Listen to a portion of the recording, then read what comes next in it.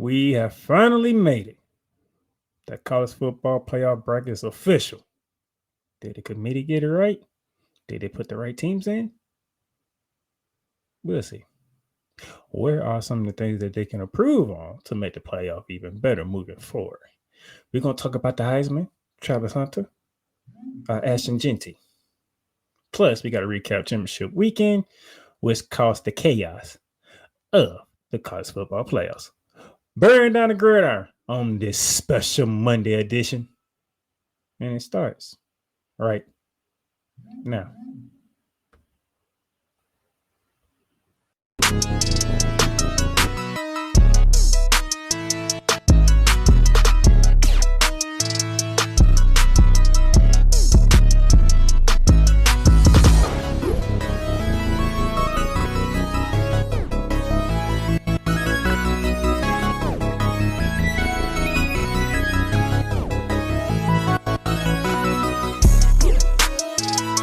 I feel blessed, that's evident.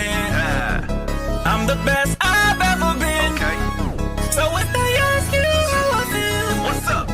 I'ma tell you I feel amazing. I feel blessed, that's evident. I'm the best I've ever been. So if they ask you how I feel, what's up? I'ma tell you I feel amazing. I feel blessed, that's evident.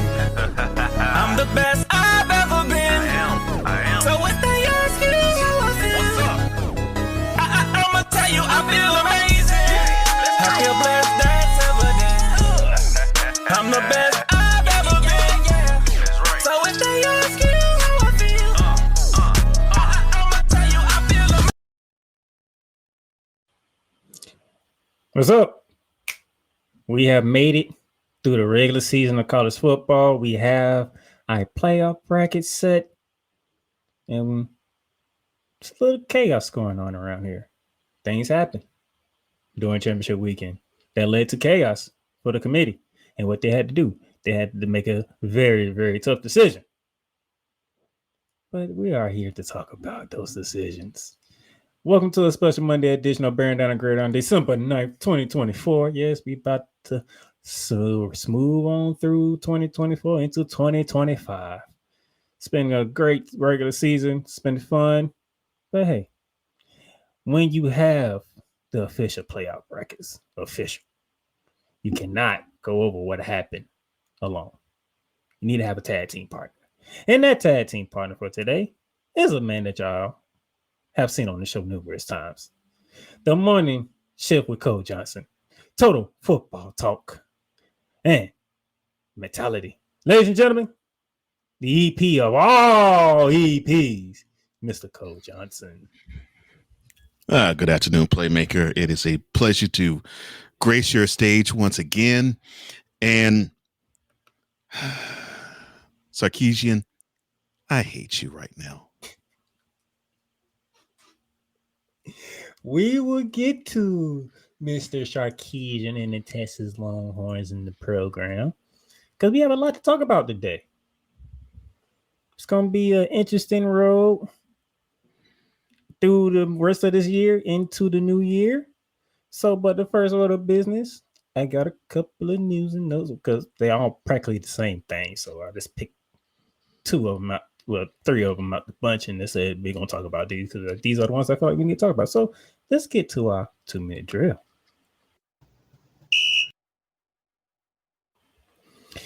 And to begin our 2-minute drill, Purdue hires UNLV's coach Barry Odom to turn the program around. Yeah, Purdue had a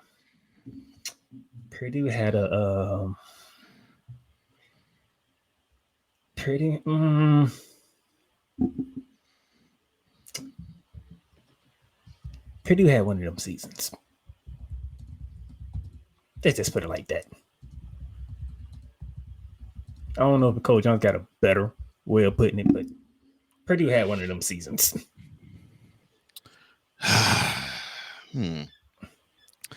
Yeah, I think the best way I could say it, Purdue basically had a dumpster fire of a season. Now I know why Pat McAfee does what he does when he can't find the right words to use. Yeah. Dumpster fire, bowling shoe ugly, and dumpster pelican all roll into one. I mean, Purdue was a non-factor. 1-11.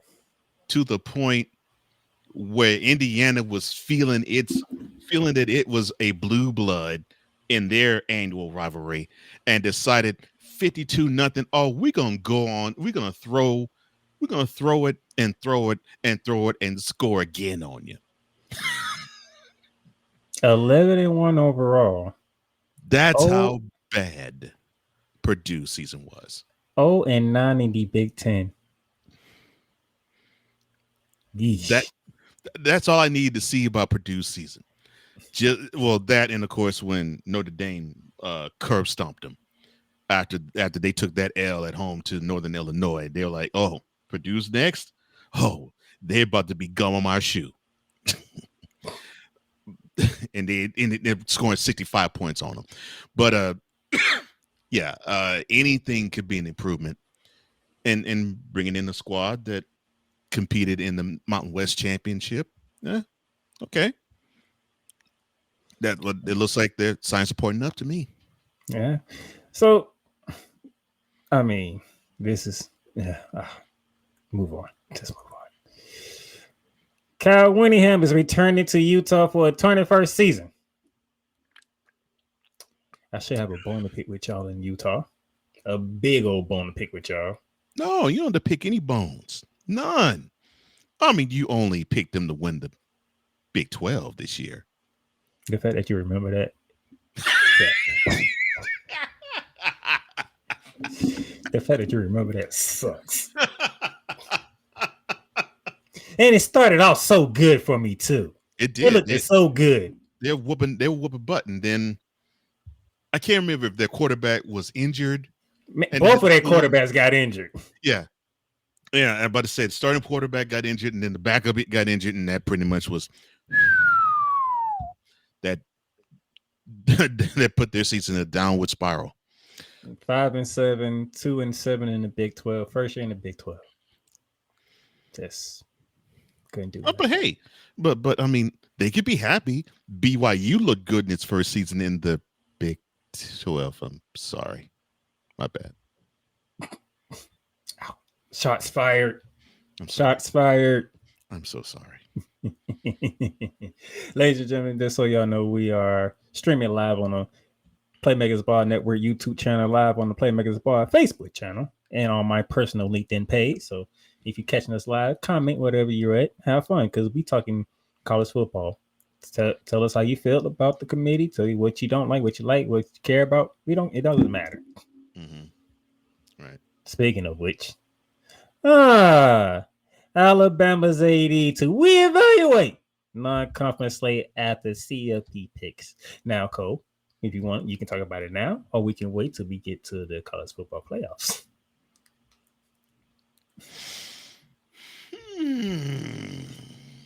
I'm saving mine when we get to the college football playoffs. I'm gonna save mine too. So put a pin in that, because that's gonna be juicy. And I'm happy he put that out there, because I'm just gonna give you one word to hold on to until we get there. You know what that one word is? Accountability. I have 3, but I won't say it now. That is your 2-minute drill.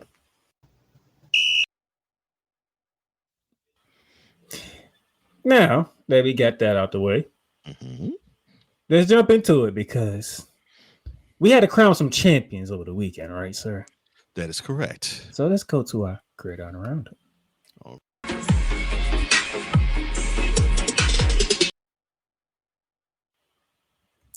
And to begin our Gridiron Roundup, we're going back to Friday. We had the Conference USA Championship, a rematch that took place in Week 13. Hit me.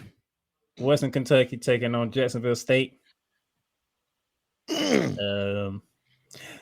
Jacksonville State set a precedent of what championship weekend was going to look like for the most part. A bunch of wild mess. They smacked the brace off of Western Kentucky Hilltoppers 52-12. takeaways from this game. Trey Stewart, the running back for Jacksonville State, 27 carries, 201 yards rushing, and 3 touchdowns, sir. Well, Western Kentucky is not too far from here. They ain't talk about it much around these parts. That's how bad that butt whooping was. Jacksonville State had 562 total yards to Western Kentucky 229 total yards. Yeah, that was a total whooping. Like I said, they set a precedent because the American Conference, the nightcap of Friday, the American Athletic Championship, Army hosting Tulane. I don't think Tulane made it out of New Orleans.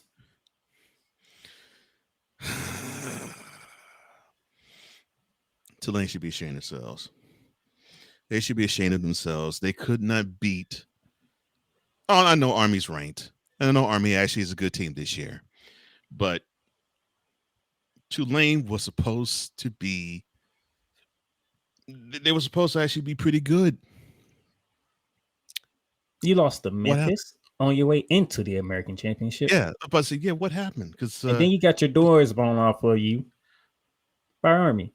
And for those who didn't watch the game, let me explain to you why. Because you see 21 points, you couldn't have been that bad. No, it was very bad.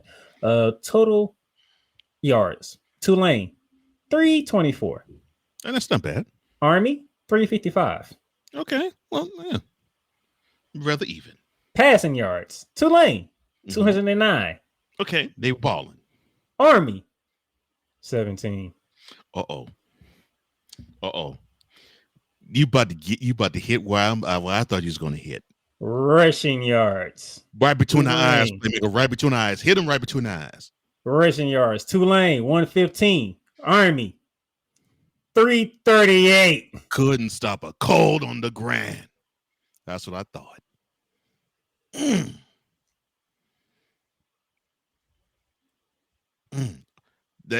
That tells you right there. Army off the bus said we're gonna gain 300 on the ground against these fools. Did y'all not watch the Notre Dame game? 300 on the ground. Did anybody watch the Notre Dame game? Off the bus. Notre Dame said y'all is not finna run the football. Off the bus on the parking lot. 300. We can get 300 on them. 300.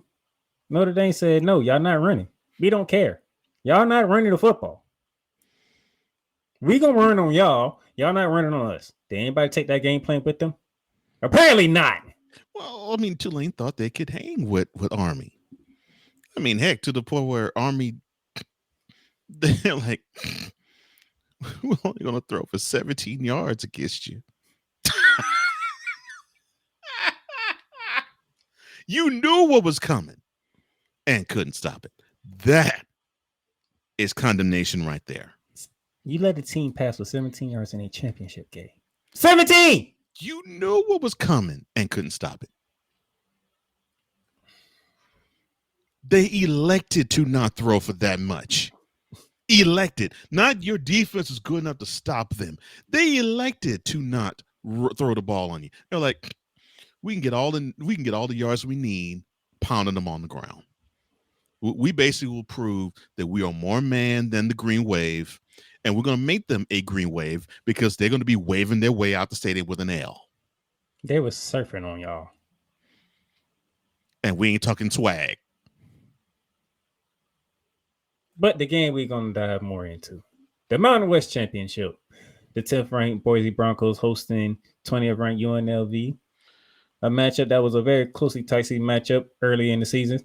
We're going to run it back on the blue turf. Yeah. They ran it back.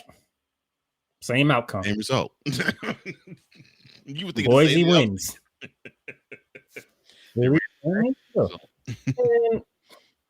To have 327 yards of offense and only score 7 points. And not get dominated on the time possession as well. And only turn the ball over once. Only 7? That's it. Now, my normal rule of thumb in football is if a defense, and you'll hear me say this later in this program, oh, Lord.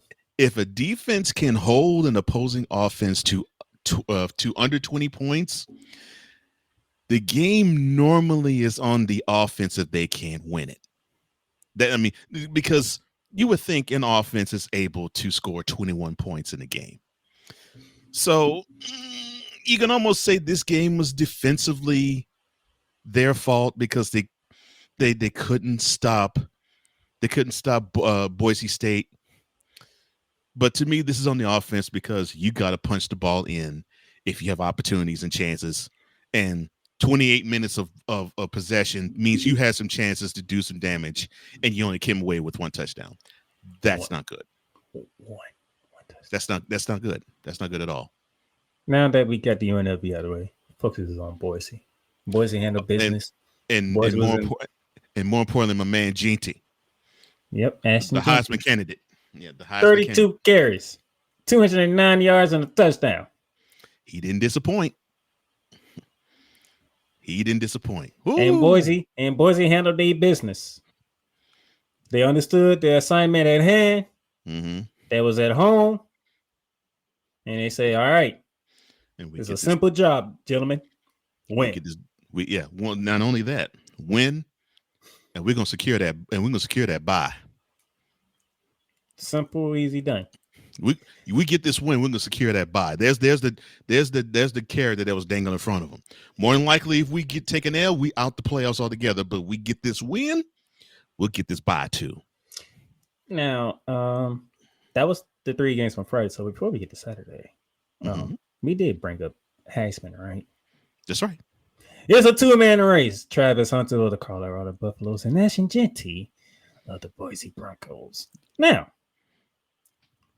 people already had their opinions before Jeanty played his Mountain West Championship game and was crowned champion. Right. So here's the breakdown for those who are still on the fence, like I am, trying to figure out who would you like to see win the Heisman. Well, let's see if we can jump up the fence. First off, let's go to the guy who didn't play, Travis Hunter. And Travis Hunter, as a wide receiver, 92 catches, 1,152 yards receiving. That is 12.5 yards per catch. 14 touchdowns. As a cornerback, 31 total tackles, 20 of them being solo, 11 pass defense, 1 forced fumble, and 4 interceptions. That is Travis Hunter's season of 2024. Okay. Ashton Jeanty, ladies and gentlemen. 344 carries, 2,497 yards rushing, 7.3 yards per carry, 29 touchdowns. He also had 20 catches for 116 yards and a touchdown. You mean tell me every time this man touches the ball, he gains 7 yards? Yes. Oh my gosh. Yes. So Boise State literally can handle the ball on first and second down. He will probably in the second carry give you the line of gain and pick up a first down. Whew. Man, sorry, I'm getting into my offensive lineman bag here.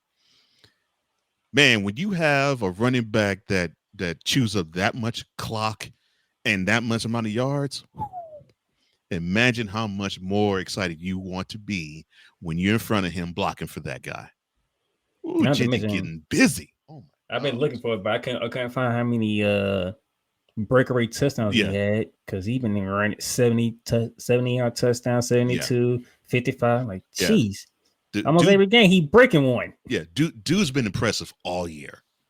And to be in a program where let's be completely forthright. You know, Boise State is not getting the attention that the Blue Bloods get, that even the programs that are in the same conference as these Blue Bloods don't. They don't get that type of coverage.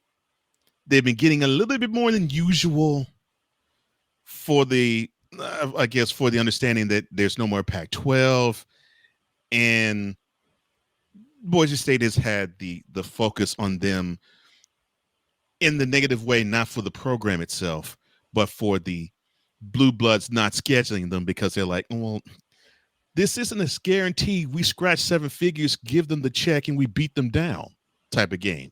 We can't schedule these people. We actually might screw up our season and lose. We can't do this. And they've gotten that type of attention.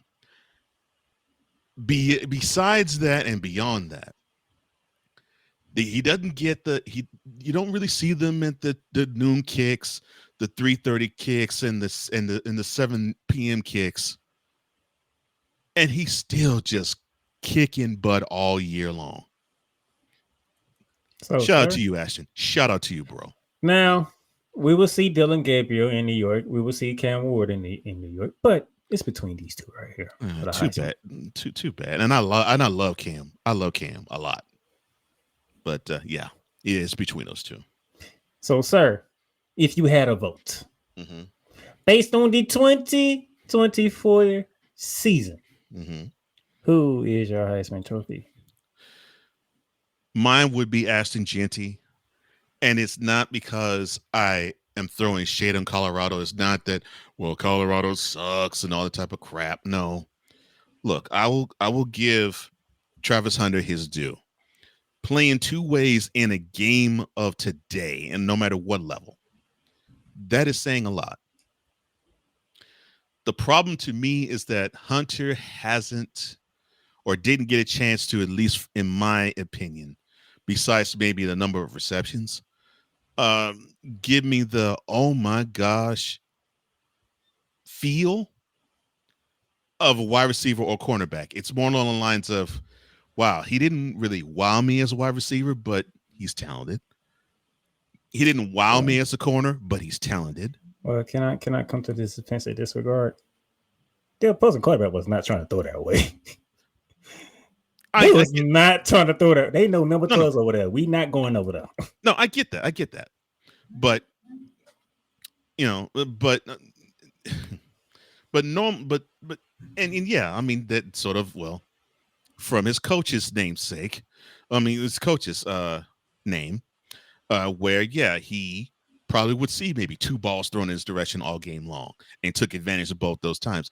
I'm not saying that Hunter was bad in either spot, but to me, he was decent at I'm saying it's not insulting. He was decent at corner, and he was pretty good at wide receiver.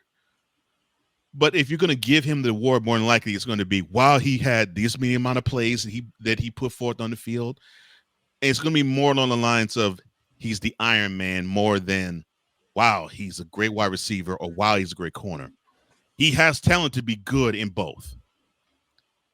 But I mean, Jeanty, and you said it, every game he has at least a run that's about 40 yards or greater, no matter the defense.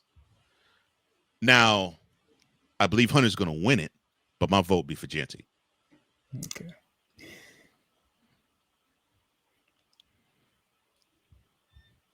I'm still on the fence because, like you said, when the last time we seen a person play two ways? And I think that's what's going to make Hunter win. That's what's going to give it to Hunter. The last time I can remember a player that was celebrated playing two ways, he did win the Heisman Trophy. His name, Charles Woodson. And here's the one thing I say that's impressive to me when it comes to Travis Hunter. Playing two ways and you still got over 1,000 yards receiving. Impressive. It is impressive. No question about that. And double digits in touchdown receiving. Playing both ways. He's impressive. He is an impressive athlete. There he is.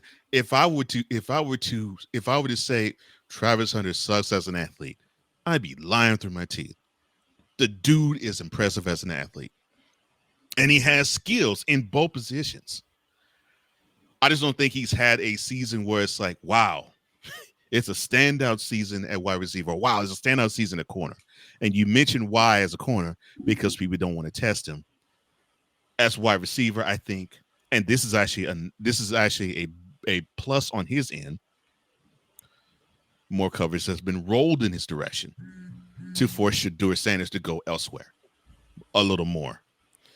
Otherwise, I think we would have probably, if he were to have played wide receiver only, we probably would have had him have like over 100 receptions, and he might have knocked on the door to 1,500 yards receiving, and that touchdown total may be like 15, 16. maybe even So- 17. I got to give Hunter that. Ashton Jeanty, that man almost cracked 2,500 yards rushing. That's what I'm saying. And the last He was literally last 3 guy that I yards remember this, away. and the last guy I remember that did that, he won the Heisman too. His name, Barry Sanders, where he gained like almost 2,300 yards on the ground in one season. We talking that man. He was 3 yards away from a 2,500 season On the ground. We're not 2,400 all-purpose yards, 2,400 on the ground. 2,400 yards rushing. That man counted for 30 touchdowns. They When the play last what? time I running back accounted for 30 touchdowns in a season? So Boise State's played what, 12 games now? Boise State, yep, it'll be 12. No, 13. 13. I was about to say.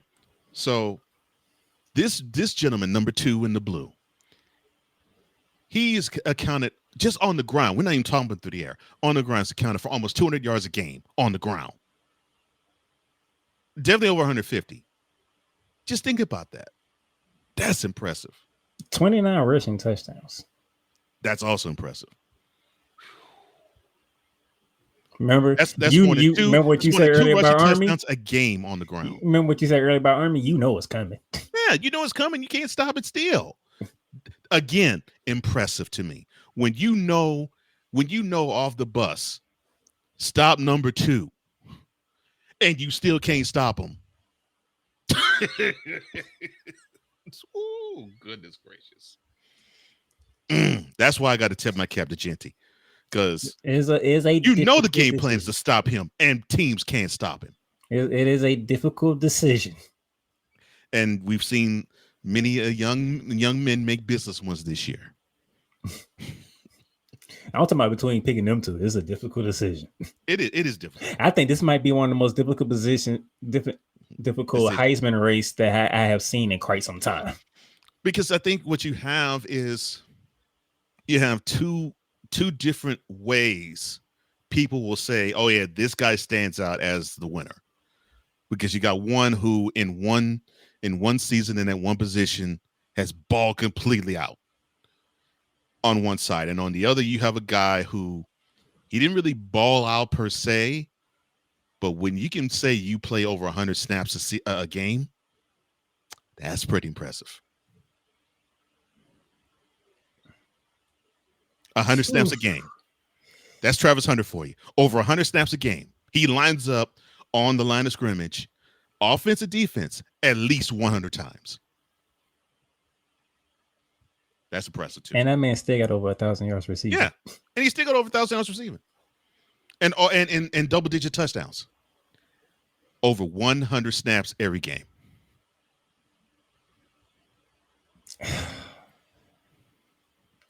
I don't know how they're gonna vote this, but with you. I'll give it to Jeanty. Yeah. But man, this is a difficult decision. We'll see Saturday, but like I said, bro, I gotta tip my cap to Jeanty because I think he has not gotten the love that he deserves. But I could totally see them giving it to Hunter. I could totally see them giving it to him. This is a hard decision. So y'all that is voting, I won't be mad either way, to be honest. I won't either, because I like them both, actually. I love both these young guys. At least we know it's not going to a quarterback this year. Yeah, it definitely won't be a quarterback. Sorry, Cam. I love your style, boy. I love your style, Cam Ward. But nah, the Heisman's not headed your way unless you decide to stay and play next year. But now let's get back to the roundup. Let's head to Saturday. So yeah, oh, good Lord. 12. We had 2 games at 12. The first one being the Dr. Pepper Big 12 Championship. A butt whooping. As I said earlier, Jacksonville State set the precedent of what championship weekend was going to look like. Mm-hmm. Those of you who don't know, or those of you who not been paying attention if you watch this game, that team right there that is ranked 15 that put up 45 points. Yes, sir. They were picked dead last at the beginning of the season. Yes, they were. Yes, they were picked last. And the team that we were talking about in the previous segment, they were picked ahead of Arizona State. Shows you what people know about prognostications and predictions. And they destroyed Iowa State. So this game to me seemingly, correct me if I'm wrong, this struck me as a winner gets a bye. This is basically like a winner go home type of game. Winner gets a bye. The loser has to settle for a bowl game and not be in the playoffs. Yes. That it struck me as that. Cam Scatterball. He balled out. 16 carries. 170 yards rushing. Out. 2 touchdowns. And he had a 33-yard reception for a touchdown. It seemed like to me whenever Arizona State needed something offensively and they couldn't get anything else going, they just went to him. And he just made a play. They couldn't tackle him. And Iowa State they did not have an answer for him. They couldn't tackle. They did not have an answer for him. They had no answer for him. No answer. The basic game on defense is tackle. Yeah. They couldn't tackle him. At halftime, Scuttleball had 90 yards after contact. It's a bad boy. 90 yards after contact in the first half. It's a bad boy. I'm watching. I'm like, this is good gracious. Just imagine if they didn't call off the dogs.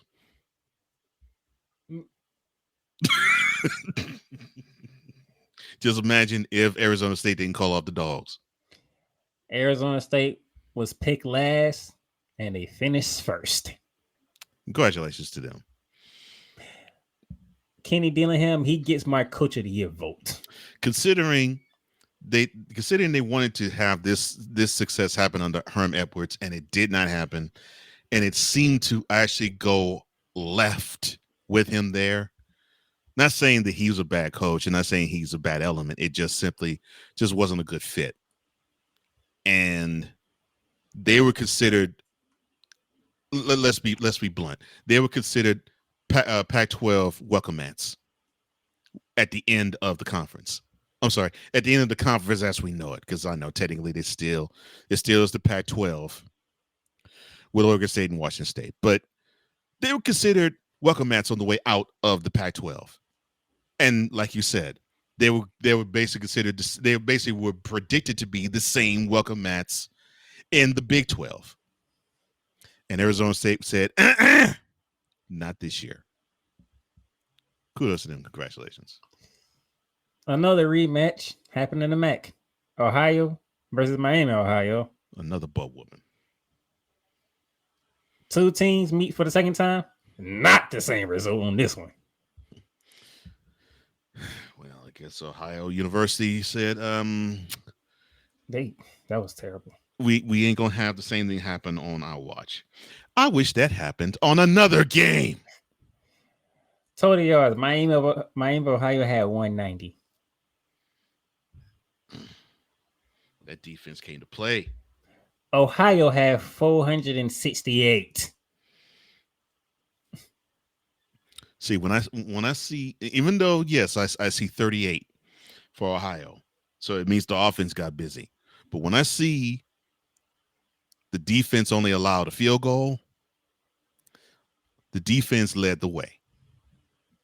The defense gave the confidence to the offense to boogie, and the defense led the way and said, you're going to struggle to gain a yard in this game. Yeah, time of possession, 37-35. Guess what that was for? Mm-hmm. That was for Ohio. Yeah. Miami, Ohio told Miami, Ohio, yeah, you're going to struggle mightily to gain a yard. And here we are, we're in Detroit. Oh yeah, you ain't going to gain much. Jeez. Not happening. And then the 4:00 game came on Saturday, late afternoon. And ladies and gentlemen, I could go ahead and give you the statistics, but I'm just going to sit back and let my man go ahead and do his thing. We don't even need to go through stats.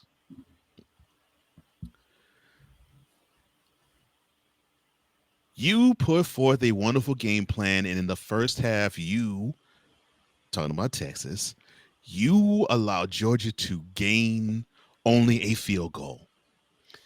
They gained yards down the field.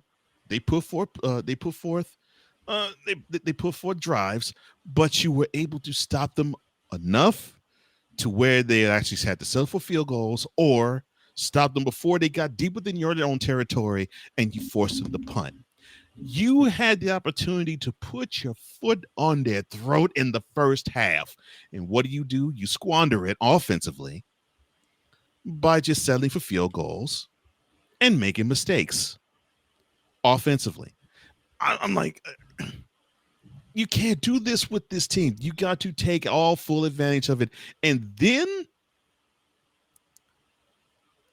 the defense did what they were supposed to do, exclamation point wise. Now, I'm not a fan of rooting for injury. I don't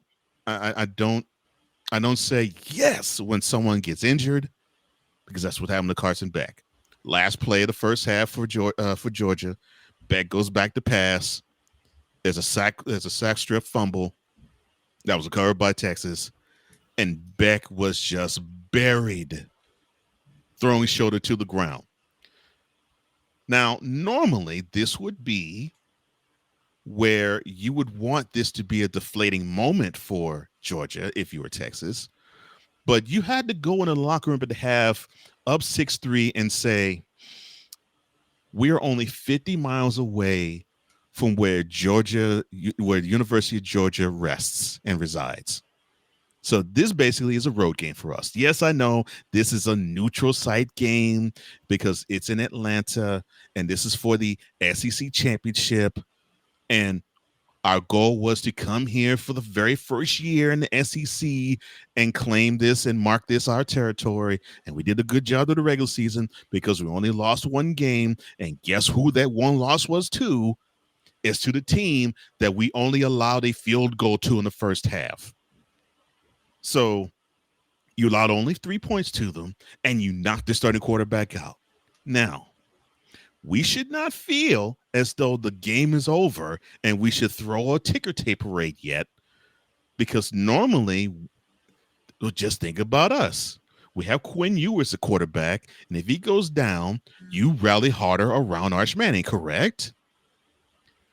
Well, think the same thing when they put Stockton in, because they're going to rally around him. But no, Mr. Steve Sarkisian was thinking, I think this is fine. I'll just jaw with the refs and say, look, there's too much favoritism with Georgia and with these flags you're throwing. I'll just jaw with them. The game plan is fine, and didn't adjust word jack. And what does Georgia do? Well, as a team that has a championship pedigree would do, they came out full guns blazing, just like a tested SEC team would do. And they marched down the field. They scored 7 points. They looked much better in one drive. They looked much more imposing in one drive than they did the whole first half. And they had you play catch up the rest of the way. It pisses me off because this game was yours, but you decided to play with Georgia. You decided to play with them Bulldogs like you were a 2-year-old wanting to go through a meal. Like it was like, oh, this is cute. Oh, what's this? Oh, it feels soft and gushy. Of course, you're holding pasta. Oh, this feels so soft and gushy. Let me toss it. You played with Georgia like you were a newborn playing with food. And when you play with food, you don't get the nutrients necessary and you hurt yourself. So you play with Georgia and you hurt yourself. And then when they scored that touchdown to go up 10-6 on you, you played on your heels and you played from behind the rest of the way. And you were satisfied to play from behind the rest of the way. So for the exception of a touchdown and early in the fourth quarter to tie the game at 13, the offense was pitiful. Oh, but not to be outdone, the special teams was even more pitiful because you missed 2 field goals. If you made one of them, we'll be talking about Texas being the number 2 seed instead of not being the number 2 seed. So I'm not going to be like many of these other fans of teams where it's like, we got cheated out of our game. No.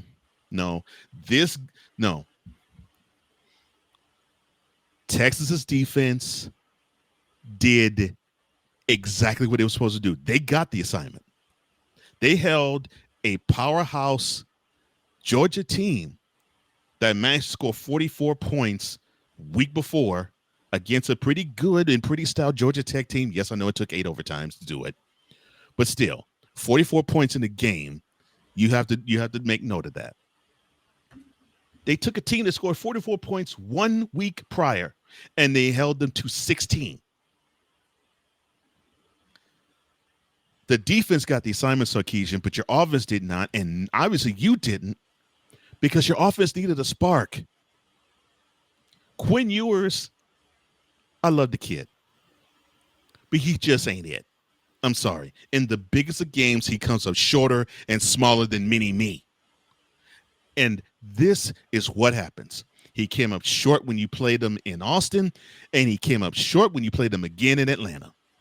So it didn't surprise me that the outcome of this was 22-19. Didn't surprise me at all. Didn't surprise me at all. Because by the time Georgia scored the 6 points in overtime, the defense was gassed. And they should have been gassed because it was up to them to actually make this a game. Otherwise, it would have been a rout. And not the one that you want. It'd been the one that you would not want. It'd be the one that you pretty much saw you would be familiarizing yourself with, that you saw 6 weeks prior at your own home stadium. The defense did its job. The offense did not. And you had a kid, to me, on the sideline where you saw with Georgia it happened because they rallied around Stockton and they gassed him up. And they gave him the confidence to win a big-time game. You could have done the same thing, especially with Ewers, who he was going to a target the first and the second and the third quarter, but decided to not even go his way or even look his way in the fourth and forced passes elsewhere. That game was yours. And Sarkisian, I hold you personally responsible for that L. But I'm not going to say, well, the refs stole it from us. Well, Georgia got lucky. No. Georgia earned that one. They earned that W because they were smacking Texas around, and Texas was equally smacking Georgia around. This was big boy football at its finest. And this was the best game of the weekend. But the taste in my mouth that I have is extremely sour. How sour do you ask? I want to make a plea to the NCAA committee right now. I know that Texas is in the playoffs, and I know they earned their way into the playoffs, whether they won or lost the SEC championship game. But considering the way Quinn Ewers played, and considering the brain fart that Steve Sarkisian had when he coached the team in the SEC championship, which was, to me, even though the game was closer, it was even worse than the October 19th affair that was also between Georgia and Texas. I beg of you, take Texas out of the playoff pool and punish them by getting them one of them pittance bowls, like the Holiday Bowl, or that bowl they play in San Francisco, or the bowl they play in Yankee Stadium. Give them one of those bowls. Don't even put them in the citrus bowl. Put them in the peach, the peach, the orange, the sugar, the rose, whichever one is not involving a playoff team, cotton or any of the 6 that does not have playoff implications upon it. put Texas in one of those bowls and have it not be for a national championship implications. Have it be, since you can't beat a team twice, you need to not even play for a national championship. That is how upset I am at Texas putting forth a horrible effort on offense and special teams. The defense, I'm proud of. But congratulations to Georgia. You earned that W. And you deserve to be SEC champs, because what you did, you rallied around that kid, Stockton, and he awarded you with a big-time touchdown to put you up in the game, and the big-time touchdown, the run to set up the touchdown where he got popped in overtime. Stones, my brother, stones. And he set you up for a W. You owe that young man a big-time congratulations, because you would not have won that game without him being the one who was the key contributor to the win and the SEC championship that Georgia got. You done? No, one more thing. Get Ewers out. Start the process of Arch Manning starting for Texas now. Oh, man. Now I've been in the background laughing the whole time. I bet. And I mean everything. You know the funny thing is, ladies and gentlemen. Playoffs. You know the funny thing is, ladies and gentlemen. What he said, which I heard him say, is the exact same thing I messaged him. Because we see the game the same way. We see the game the same way, because I'm like, come on, man. You can't have Ewers make boneheaded decisions on the field like that. And on the other side, you actually see them rally around their backup QB. You mean to tell me that Texas could do the same thing with Arch Manning? You mean to tell me they couldn't? I get you now. He'll testify. I texted him. I said, yeah, y'all deserve to lose this game, because your coach is more worried about how many holding calls his offense is getting opposed to Georgia. And you're right. We did deserve to lose this game. And that was what infuriated me. I'm like, you're actually defensively playing this team right. Defensively, you can't play this team better. You got a chance to win this game, not steal it, outright win it. But you're not focused on the game. You're focused on the referees. When he said that at halftime, I forgot who was in here. I think it was Lauren. She was like, "Yeah, I'm not gonna ask another question." They kick right over to the other side and talk to Kirby Smart. I was just like, did he really just say that? Because did he really just say hopefully they'll get one of these holding calls? I'll put it to you this way, bro. What you said on the money. Texas deserved to lose this game because of how focused Steve Sarkisian was not. And I hope he learns the lesson that you cannot take your. I would think that this is something that he shouldn't learn, because he did sit under the seat of King Nick Saban. I would think you would know. You can't take your eyes off the ball. You got to focus on beating these teams, beating Alabama, beating Georgia, beating LSU, beating Florida when they're good, beating Tennessee. You got to focus on the game all 60 minutes. Otherwise, if you spin, and when they're healthy. But heck, and for this year, beating South Carolina, you got to focus 60 minutes on beating these teams. Otherwise, if you take your focus off just this much, the coaches on the other side will take advantage, and you will sit like Sarkisian sitting in Austin now in his office, like, how the heck did I F this game up? How did I F this game up? How? I can show you how. Start only tied for 71 yards, but guess what? The Bulldogs said, "We got you. We got you. You play the game that you know how to play. We got you covered." Quinn Ewers threw for over 350 yards. I don't give a crap. And yet we saying Quinn Ewers is not a big game quarterback. He's not. I'm sorry, your defense gives you opportunity after opportunity. By the way, where's the running game?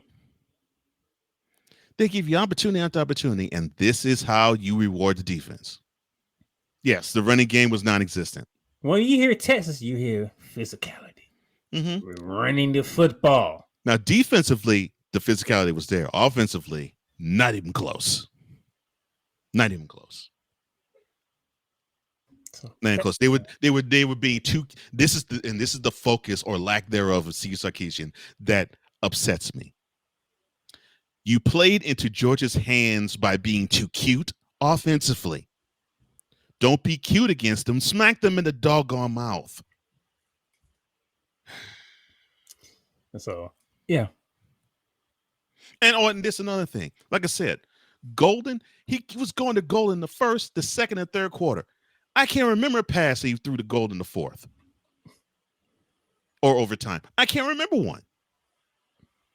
Yeah. I'm like, you have where you can exploit them in the passing game. Do that and try to actually smack them in the mouth by running the ball, but they couldn't do that. But Georgia could. Georgia reclaims the SEC and told Texas, newcomer, you're going to have to wait. Not your turn yet. And yeah. And that's why, as a Texas fan, I'm not going to say Georgia got lucky. No, they didn't get lucky. They did what they were supposed to do. They said, you coming in our backyard, we're going to show you what it takes to win in the SEC, and you don't have it yet. You don't have what it takes to be the big dogs in the SEC yet. We do. And we're going to show you that you don't have it. And they did Saturday. And then the final 3 games for championship weekend, the Sun Belt was a belt beating. The Sun Belt was a sunset for Marshall. They went down to Louisiana and rode the Raging Cajuns 31-3. Quarterback Braylon Bratson for Marshall, 18 for 26, 193, 2 touchdowns. Running back for Marshall, Jordan Houston, 17 carries, 117 yards, and a touchdown. Modest game. Good one, but modest. They went down to Louisiana and beat you by 28. Les un bon temps roulé. I'm sorry, that's Cajun for let the good times roll. That's what Marshall did. And then the Big Ten Championship. Competitive game. Competitive, but this was Oregon's all the way. Competitive game. It was, but this game was Oregon's all the way. Number 1 stays number 1. The only unbeaten team stays the only unbeaten team. 45-37. One of the highest scoring Big Ten championship games they have seen. Well, when you have a game that was 59-0. I'm sorry. My bad. That's in poor taste.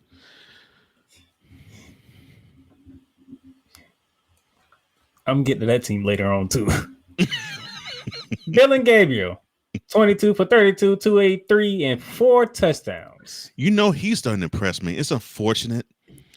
And this is, I think, the reason why I think West Coast teams don't get the love they deserve. Although I think this actually might benefit Oregon and Washington when they get their weight up, so to speak.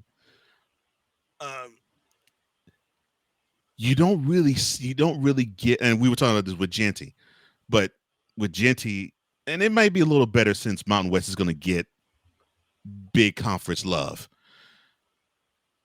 When you see Oregon, you might see them at those mid-afternoon, Saturday afternoon kicks, but most of the games are at night. And let's be honest, you live on the East Coast. Those kicks sometimes would be about 10 o'clock. And many people in the East are like, screw this, I'm going to sleep. And they wouldn't be aware of studs like Gabriel. But he has actually put together a really good, he has put together a Heisman type of year, but he's not getting that love. And it's unfortunate. Yep. And then we get down to the final championship game where the chaos took place. Oh, before you get there, James Franklin, win a big game. Can you do that for me, please? When you see a 0 and a number in front, 1 through 9, can you actually beat a team that is ranked 1 through 9 for me at least one time, please? Do that for me. Just win a top 10 game. Just win one top 10 game. Please. Please. I'll save my comments for later. Just win one top 10 game. That's all I'm asking. One. And the game where the world was upset on pins and needles. SMU was, which they should have been. I'm talking about the world. I'm explaining why. Because it was this game right here that everybody was looking at. SMU, hell of a season. Mm-hmm. Wasn't even thought about making a run in the ACC. Wasn't even thought about. And still a good season. Yeah. Wasn't even thought about. No, it weren't. But they was the first team to clinch. Mm-hmm. And then the whole Syracuse Miami thing happened, and Clemson and the Fighting Dabos got a second chance at life. The Dabo Swinnies. And they took that second chance very seriously to start this game. Dabo Swinnies have to thank Syracuse for their opportunity to play in Charlotte. They came out smoking SMU. Yeah, I'm like, oh boy. Yeah. Chaos is brewing in Charlotte. Yeah, whatever Dabo told his Swinnies. Yeah. They got the message early. You know how I know it was gonna be. You don't know how I know the word was on pins and needles? Because when I made that post, I was getting the crying emojis. Not the like, not the heart, the crying one. Mm-hmm. People was nervous, like, no, this is like the worst thing that can happen right now for obvious reasons, but we're gonna get to it. Talking about when Miami lost to Syracuse or the first half of Clemson? No, the first half of the game. Clemson beating on SMU? Yeah. It was like people's worst nightmares coming to fruition when it came to college football. No, it obviously was looking ugly. Yeah, because I was thinking, okay, so if Clemson wins, I'm hoping it's a close game. But if Clemson routs SMU, then we'll be hearing the talk of, well, who deserves to be in, Alabama or Miami? Yeah. And then the second half took place. Thank you. I hate to say it because I don't want to give anything from Dallas props. Although, yes, I have friends who live in Dallas now. But I don't want to give anything from Dallas props all that much. But thank you, SMU, for a stellar second half. The Fighting Ponies came storming back to tie the game up at 31. And then a 56-yard field goal. The ensuing kickoff. A 56-yard field goal at the horn gives the Fighting Dabos their spot right back at the top of the Atlantic Coast food Conference. Chain. Yeah, ACC food chain. Yep. The spot that they have pretty much been for the last decade. SMU put on a hell of a second half because they didn't even have half of the yards of the total yards that they had in the first half. They showed what type of fight they have, and I think the second half, and in particular that fourth quarter, to me, I think that is what put them over, and I think that's what won. I think that's what made a lot of people believers. And I think when they actually got a chance to tie the game, to me, there was like okay, it doesn't matter what this team does. They actually got a W, even if this game is an L for them. And I'm actually proud of SMU, even though they come from Dallas. Okay, caught it 262 through the air for touch. His best game of the season. Easily. Kevin Jennings. And that was done with no running game. So, yeah. Kevin Jennings, 300 yards passing, 3 touchdowns. He did throw the 1 interception, but hey, it's the 3 touchdowns because the 3 touchdowns got them back in the game. Yeah, I was about to say the first half was shaky. The second half and the fourth quarter, and it wasn't shaky. So there you go. Your champions of 2024. Jacksonville State. Jesus Christ. Demolishing. Just demolishing. Boise State in the Mountain West. Solid. Army for the American. 300 plus on the ground. I love you, Army, just for that alone. We also talking. Take this down. Arizona State picked last, but finished first in the Big 12. Congratulations to ASU. I'm glad you showed fight. Ohio. Miami. I'm just gonna say Ohio and not even mention the other team because the other team didn't even show up at 4. I feel bad. I feel bad for you, Miami. I'll mention you. I feel bad for you, Miami, Ohio. Woo! Jeez. That was a butt whooping. The game that my good friend here had to go off on because, yep. In Texas, ATL, you need to be out of the playoffs. Yep. Out. ACC is back to being a dog nation. Woosa. Yes, congratulations to Clemson. Sun Belt. I still hate your SMU, but congratulations. Marshall went down to Louisiana and ate all the gumbo. Poor Louisiana Lafayette. Oregon doing Oregon things. Good win. Solid win. James Franklin, give me a win versus a top 10 team. I will say this to you right now. No spoiler alert. Any team that has a 0 in front of their number in a rank from 1 to 9, I don't care what conference they're in, I'm going to pick them over you every time. And then Clemson brought the chaos that nobody wanted. Well, in the first half they did. So SMU shut that down. So I appreciate that. That was your championship. Great on roundup.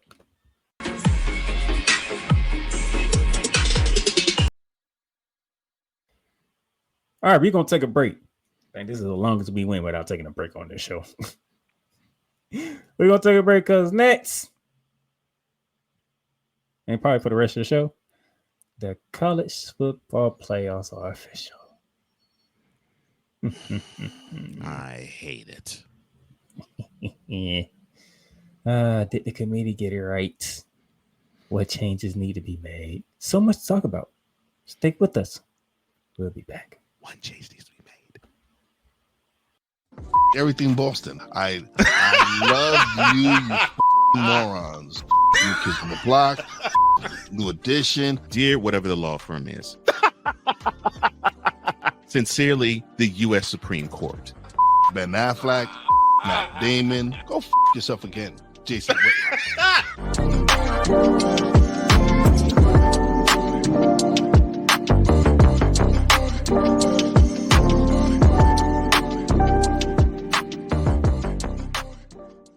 Join Ryan McCarthy. I became a Jets fan because Kermit the Frog was my favorite Muppet because he was green, and the Jets wore green.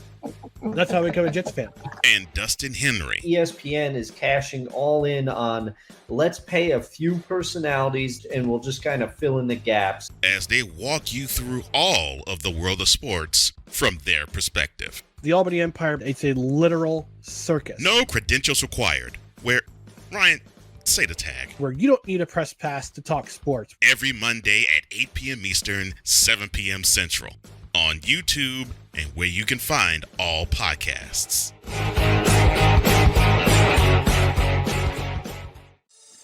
Shop hats and official sports gear at Lids.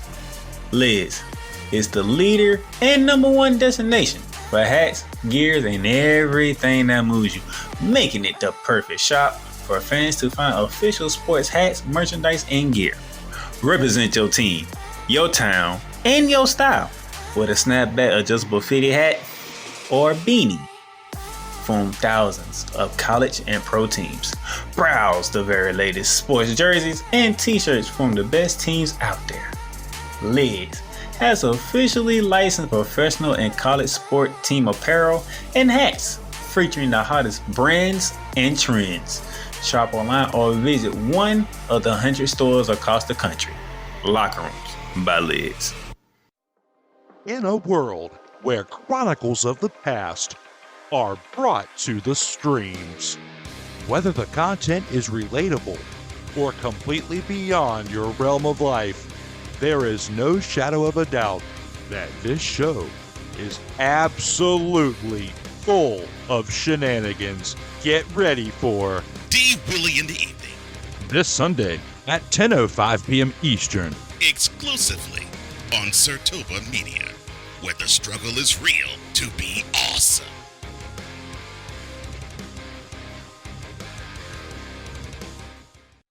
Oh, yes. The tradition, the pageantry, the spectacle, the history, the slut. Wait. I gotta rep my brother's stuff right. All my DMV soldiers, stand up! And welcome to the Commander's Gridiron Report. You want your commanders to be repped right? Well, D. Willie is your man. Commander's Gridiron Report. Every Monday at 3:05 p.m. Eastern, 2:05 p.m. Central. Exclusively on the Sertoba Media YouTube channel. Music by J. Cool. Where's my soldiers? Right side. Commanders. Where's my soldiers? Left side. All right, ladies and gentlemen, welcome back to Bearing Down and Gridiron here on this special Monday. Cole Johnson in the building with me. He blew up. I'm gonna let y'all know. Y'all thought he blew up all the steam that he could with Texas. He ain't done yet. He's not done yet. I can tell you that right now. But before he blows out some more steam, More steam to blow off me? the college football playoffs, they are officially set. Yeah. We have our bracket. Now, before we dive into the deep discussion, let's just go through what this is. Here are the final rankings here, and I'm going to talk about these rankings in a bit. Trust me. Okay. Oregon 1, obviously. Georgia 2, Texas 3, Penn State 4, Notre Dame 5, Ohio State 6, Tennessee 7, Indiana 8, Boise 9, SMU 10, Alabama 11. Number 12 is Arizona State. Congratulations, SMU, for making the top 10. And I say that with no malice and no pettiness. For those who don't know, because you actually, not only do you know college football, you know your college football history pretty well too. SMU, they suffered the death penalty almost 40 years ago, and it was supposed to take them maybe 10 to 15 years to get to this point, but it took them almost 40. They have not even sniffed the top 10 until this year. And so for them to finish a college football season in the top 10, they haven't done that since Eric Dickerson was running in the backfield with them. And we're talking then 1982. So they haven't been in the top 10 in over 40 years. So congratulations to Southern Methodist for making it back there. Yeah. As you see, Clemson is down at 16. Mm-hmm. This is how the brackets went. Oregon, Georgia, Boise State, and Arizona State, they get buys into the quarterfinals. Texas, Penn State, Notre Dame, and Ohio State are hosting first round games. Right. Hosting against Clemson, SMU, Indiana, and Tennessee. Right. Give you a better view. This is what it looks like right here. First order of business for me. You see this on the right side. You see the CLP rankings. Do away with that. Right. Do away with it. Next year, I don't want to hear anything about the college football playoff committee doing rankings. Only thing I want y'all to do is what is on the right side. Let me know who has these 12 spots. Well, I'll say it this way. For those of you who they need another understanding as to what that is, yes. In terms of the playoff, the side on the left doesn't matter. That matters only for ADs and for college campuses and for athletic directors and the deans. That basically says, yeah, our season was really good because, a program like Texas, we finished number 3 for the season. But you seeded 5th. Correct. But we finished number 3 for the season. We had a wonderful season. No first round bye. Woosah. Hey, But that's Clemson, what. But that's Clemson is ranked 16th. No. They're the ACC champion. Clemson's ranked 16th. Oh no, they're ranked 12th. They came in 16th in the CFP final CFP. Right. I understand that, but that's basically what that is. That's for ADs and deans to say, yeah, our program is good. And I mean, because look, you got Ole Miss, you got Miami. They just swung and missed. Oh, you got Alabama, who they're ranked number 11. But how dare they be ranked number 11 and not even be in the playoff? Don't lose 24-3 to Oklahoma. Yeah. SMU's in, Alabama's out. See, here's the thing. I want every matter of fact, let me take this down. I want everybody to see me. All you people, and there's no bigger SEC guy than me right here. You don't believe me? Ask that guy right there. That is correct. I don't want to hear anybody talk about SMU would have been this and that in the SEC. This team would have been this and that in the SEC. And how many games Alabama lost? 1, no. 2, no. 3. They lost 3. Of those 3 losses, how many of them are respectable? 1. That would be the L they took in Knoxville. Because the other 2 L's, the one in Nashville against Vanderbilt and the one in Norman against Oklahoma, both of them were unranked teams. Oh, when the Oklahoma one, they didn't even manage to score a touchdown in that game. I want y'all to look at me. The committee did the right thing. You know why? Because if you're going to put emphasis on conference championships, which you should, do not punish SMU for playing in a conference championship game. When what was Ole Miss this weekend? Ole Miss was at home. Where was South Carolina this weekend? They were playing. No, Clem. That was last week. They were at home.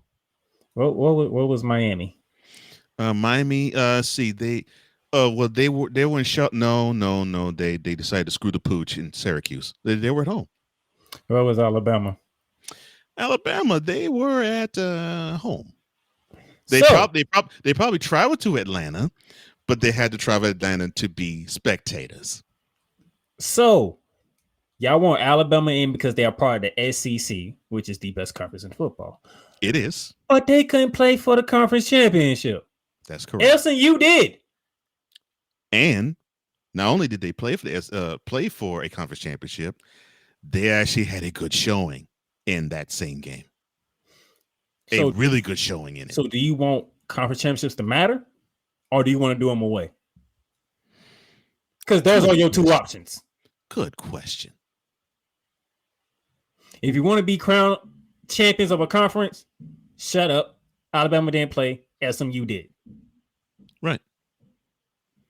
That's if you want to do away with conference championships, fine. Then we can do the 12 best teams. But guess what? It's still going to be far. How are you going to equally evaluate the 12 teams?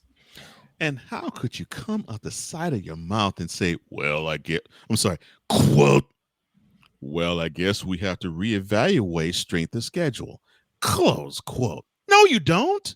I'm glad you said that because I've been away on this. Come here, Alabama. You want to reevaluate non-conference game because you didn't make it? Accountability. You go to Kellen DeBoer. You go to that football team. He says, you see what happens when you took your asses down to Norman, Oklahoma, and you failed to show up. Got whooped. And 24-3. And you should not have been whooped. A loss, fine. You should not have been whooped by Oklahoma. But your boys got whooped. Now, Pine Annoying. Fireball, who is the mouth of the South, he came out and said, yeah, they got it wrong, this, that. But he did say, Alabama, look in the mirror. Because you did it to yourself. Yeah. I'm sorry. 3 L's, and 2 of them are inexcusable L's. I mean, the Vanderbilt L, A shootout. it got trounced by the Oklahoma L because you only scored a field goal.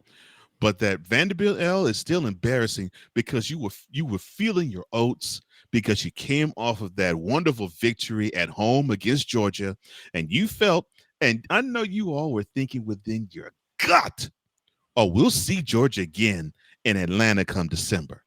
I know that's what you all were thinking, but you all were thinking it's so bad and so tough that you just dismissed Vanderbilt to the point where you had one Mr. Nick Saban say, quote, the easiest game to play in the SEC is actually in Nashville where Vanderbilt plays. Close quote. He actually said that the week of the game where Alabama traveled to Nashville. And what happened? You trailed it the whole way. Now, before I continue on, ladies and gentlemen, the man of Snowman Multimedia is here to join us, Brian Snow. What's up, man? Afternoon, gentlemen. What's going on? Afternoon, Mr. Snow. What's up? Now, this loudmouth of the South right here talking about the path of least resistance. When Alabama didn't take a look in the mirror because they thought the path of least resistance was through Nashville, Tennessee, after they had a wonderful victory against Georgia, as my very dear friend Cole Johnson just said. There's one problem. Alabama got socked in the mouth.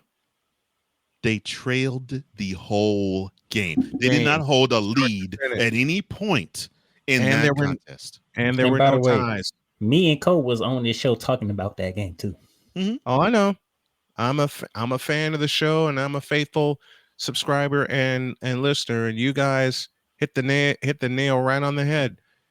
Listen, Alabama, as you guys said, was feeling themselves, and I'm sorry I'm late. Alabama was feeling themselves after the wonderful victory against Georgia, which they almost choked away in the second half. That's correct. In the second half, up 30-7, and trailed for a few minutes, 34-33. You allowed Georgia, Alabama, all the way back, 27 unanswered points before you woke up, and then you got put in a sleep hold by Vanderbilt and out. And then you go to Oklahoma, a team that's struggling in the SEC. And I know my partner, the playmaker, Darnell Solins, will love the reference I'm about to use, or references I'm about to use. In that game, you took a tombstone pile driver, a rock bottom, and a stone cold stunner, and lost 24-3. 24-3. And people are raising hell about, why isn't Alabama in the playoff? Let's see. Vanderbilt is one reason. Let me see. Oklahoma is another reason.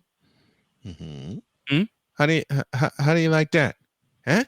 Actually, Oklahoma was the death knell. Yeah, but Oklahoma was it. And I said that to people. I'm like, man, look, for those who are saying Alabama, they deserve to be in the playoff. Look, no, I'm sorry. That 24-3 L they took in Norman, that pretty much was the nail in the coffin. If you don't lose 24-3 to Oklahoma, we're not having this discussion. We're not having this discussion. At all, because Alabama is in the playoff, and they're most likely they're definitely in the SEC championship. The SEC. Thank you, Cole. You took the exact thought out of my head. A, they're playing for the SEC championship, and B, they're holding a spot in the playoff. It just depends, I beg your pardon, on if they are hosting a first round game or if they are hosting a second round game. That is all. If they beat Oklahoma, we're not having this discussion. No. At all. Period. No. You lose to Vanderbilt, you lose at you go over the state of Tennessee. Yeah. The same way Colorado goes over the state of Kansas. Mm-hmm. And then you take a stone cold stunner against Oklahoma. Really? And you wonder why you're not in the playoff? So Yes, I'm gonna need my ACC people to shut up. Please do. Okay, Oh. we got 3 teams in. Wait, Okay, we wait, got wait. Georgia, we got Texas, and we got Tennessee. I'm so glad you said that. I'm so Shut glad up. they played And that. Jay Spivey said the same thing this Oh, morning on Snowman in the Morning. And Cole, I know you love talking to Jay just as we do. Mm-hmm. Very knowledgeable. He said a statement that pretty much echoes what the playmaker just said. The worst football conference is the Atlantic Coast Conference, period. Mhm. And there is no denying that. I double dare y'all to I double dare you to deny that.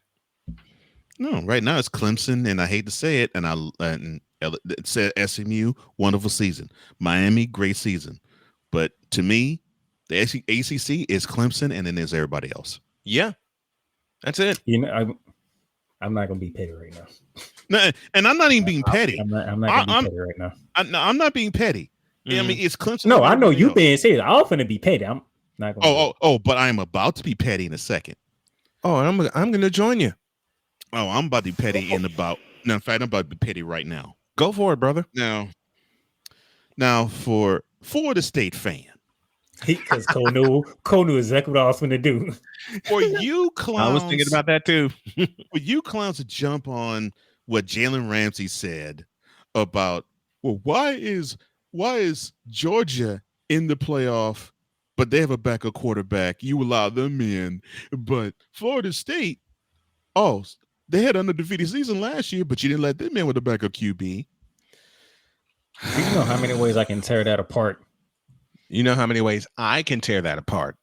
I know, and I'm gonna allow you all to tear it apart. But what I'm going to do is I'm going to take this avenue. So fine, okay. So let me get this straight. So Florida State last year, so they beat the number 1 and number 2 ranked team last year, like Georgia did this year. I mean, if we're going to compare apples to apples here, so that means Florida State. They played the number 1 ranked team, number 2 ranked team. They beat them both times. So that's what happened to Florida State last year as of this year, right? So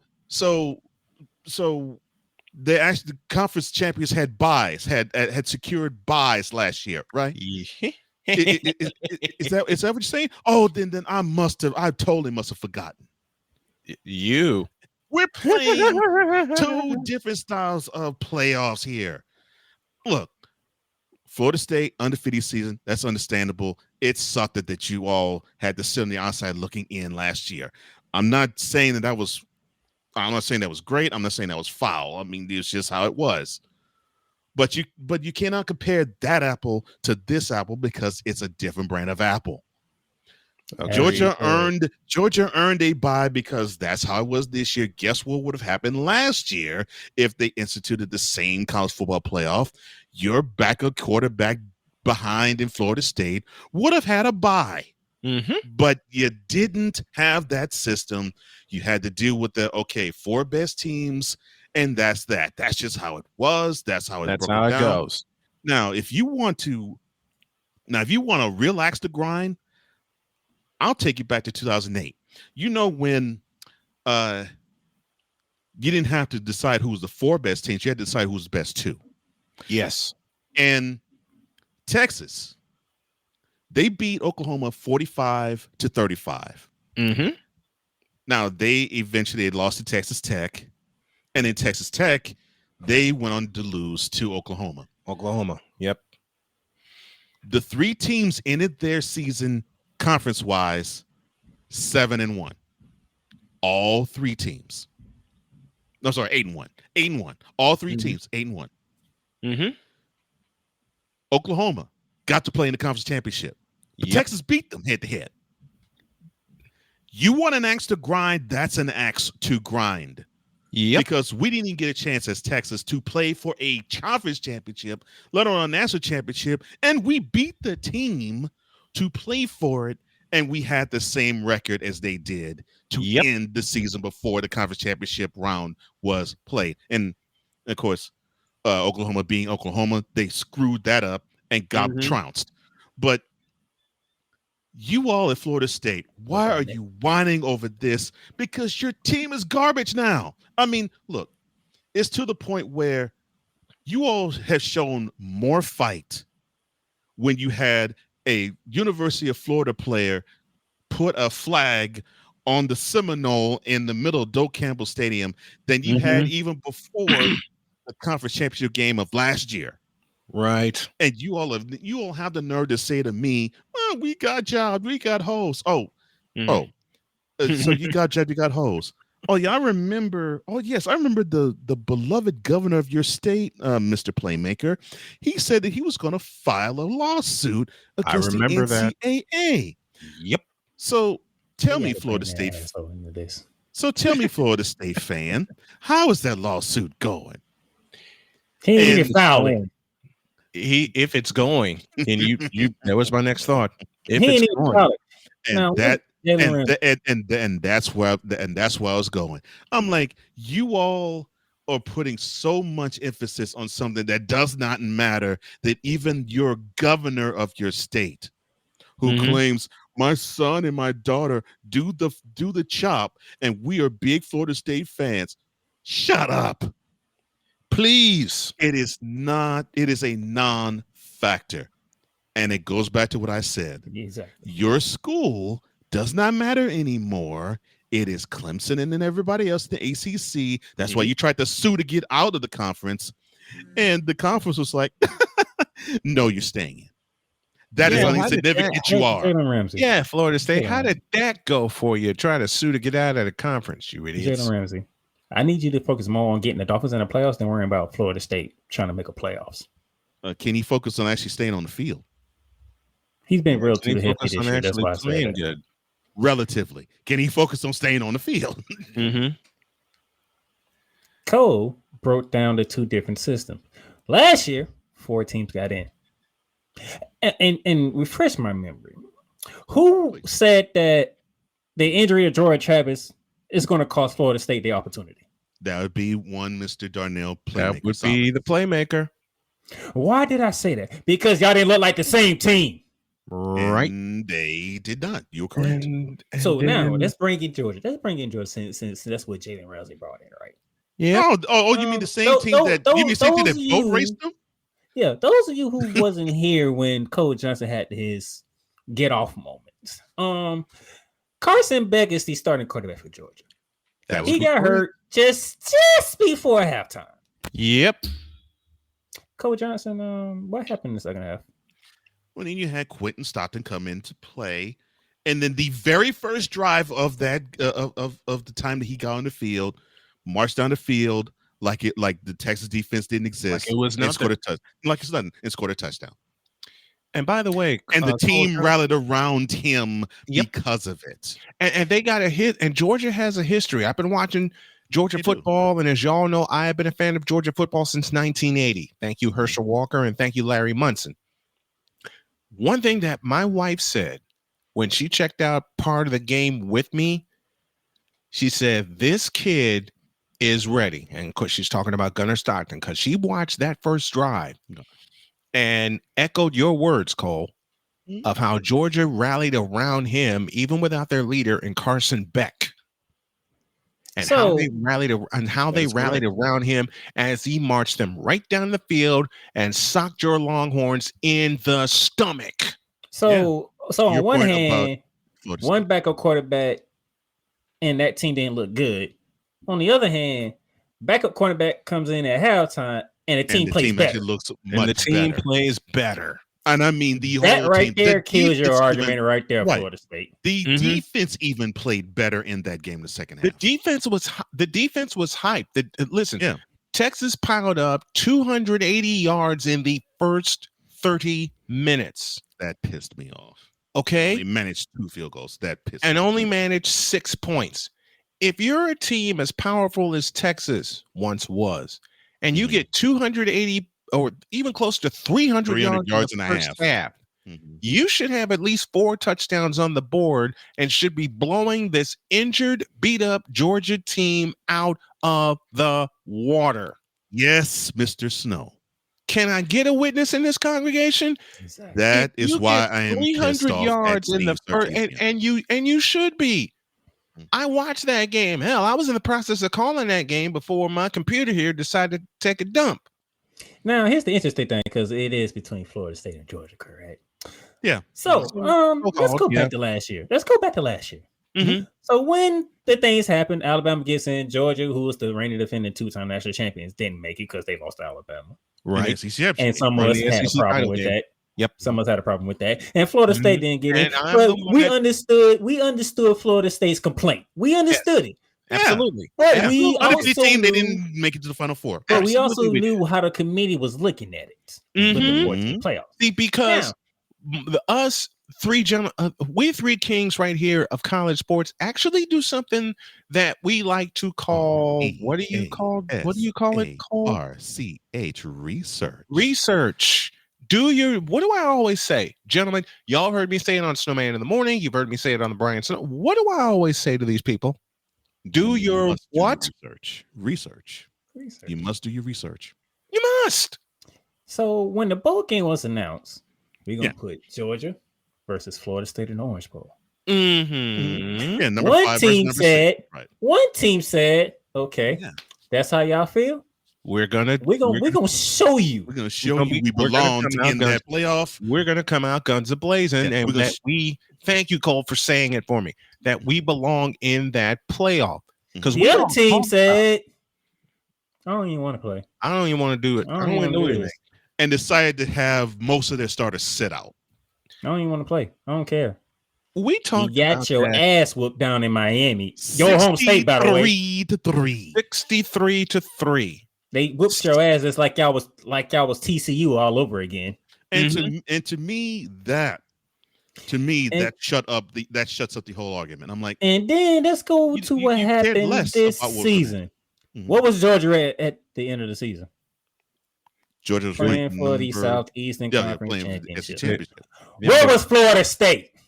I know. A 2-10 season. Well, but I'll answer that question. He said, "Where was Florida State?" I'll answer that question, and I'm going to be totally petty at the same time because I know quite a few Florida State fans. They were sitting at home on their ass where they got knocked last year by Georgia. But I love it though because where was Florida State? Well, they were licking their chops and they showed more fight in that scrum after Florida spanked them in Doak Campbell than they ever did in the fight they had playing in the Orange Bowl of last year and all throughout this year. They even traveled to Europe and took a butt whooping. By Georgia Tech, a team they have owned since the miracle of 2016 in Atlanta. And Florida State fans still have some nerve to say, well, you have a backup QB for Georgia that went through, and they went through for 2 losses. Meanwhile, we with 0 losses last year didn't even sniff the college football playoff. Stop with the fake. Stop with the fake sour grapes. Come on, man. Stop. So yes, I had to get that in there because but back to my Alabama fans. Shut up. You don't lose to Oklahoma. And the crazy thing is, I don't even know why we start talking about. I'm gonna have to reschedule non-conference. Your losses wasn't non-conference. All of them were in the SEC. Yep, all of them was in the SEC. All 3 were in the SEC. Mm-hmm. You did not show up in Norman. Yep, sure didn't. You didn't show up in Norman. Nor did you show up both times you visited Tennessee. And both times. We cannot. And this is not the only time we saw a team go 0 for the state. Again, I mentioned Colorado. Look, I'm gonna put it like this: us ACC fans, us the Southeastern Conference, that includes Cole Johnson because Texas is involved now with in this SEC. Mm-hmm. Yep, we can't have it both ways. No. Either you want to be called conference champion and have it mean something, or you do not. Mm-hmm. And the committee said we have to make sure conference championship weekend means something. It has to mean something. That reminds me of another point. Yes, sir. So, and this is in the same vein. You got Ohio State fan saying, Well, why in the heck I is am- Penn State having being higher ranked than we are? I mean, we beat Come here. them. Oh, you forgotten that Come you here. took an L in Eugene, and then Ryan Day decided to do what he normally does against Michigan? Not show up. Speaking of Meanwhile, Penn State L's, only had the one L in To Ohio State. but it was And I just that did that- one L. That's it. I did those 2 games, Penn State and Ohio State from Happy Valley, and I'm playing the Penn State song now, Mhm. and Ohio State and Michigan. What's the argument that we always made about James Franklin? he can't win, Can't the big win the one. big game. What happened to It's- Ryan Day in Columbus against his big rival? He just simply does not measure up against Michigan. And Period. he proved it once again.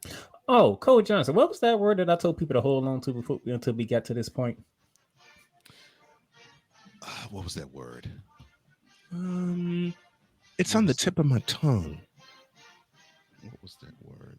Oh, yes, accountability. Exactly. Where's the accountability? Alabama, look at yourself in the mirror. We gotta ask what they don't Norman, Oklahoma. That sucks. Yeah, that's the Ryan reason why Day. you were eliminated. Ohio, Ryan trust Day, me, Ohio yes. State fans, they more mad at Ryan Day than anybody. They ain't even mad That at oh Coach. yeah, They more mad at Blue Ryan and Day than Mays anything. messed our season up again. Yeah, Yep. You got to do that. You And lost why to are we a playing wolf. they're Why calling are we- for Ryan Day's head. They should. You Why are lost we to playing a in the wolf Big 12? Why are we even playing in the Big Ten championship? You lost at home to You Michigan. lost A at Wolford, home. Michigan team. Wait. to You Michigan. lost at home to an unranked Michigan team. You lost at home to Michigan and only scored 10 points. A high flying, this is what I was told before I started our coverage on Saturday.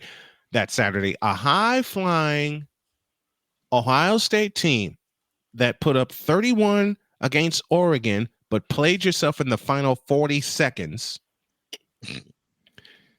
You were relieved to see Indiana and blow them out Mm-hmm. after being in a dogfight against Penn State in Happy Valley, and you And the should have game which lost. Penn State gave to you because Yep.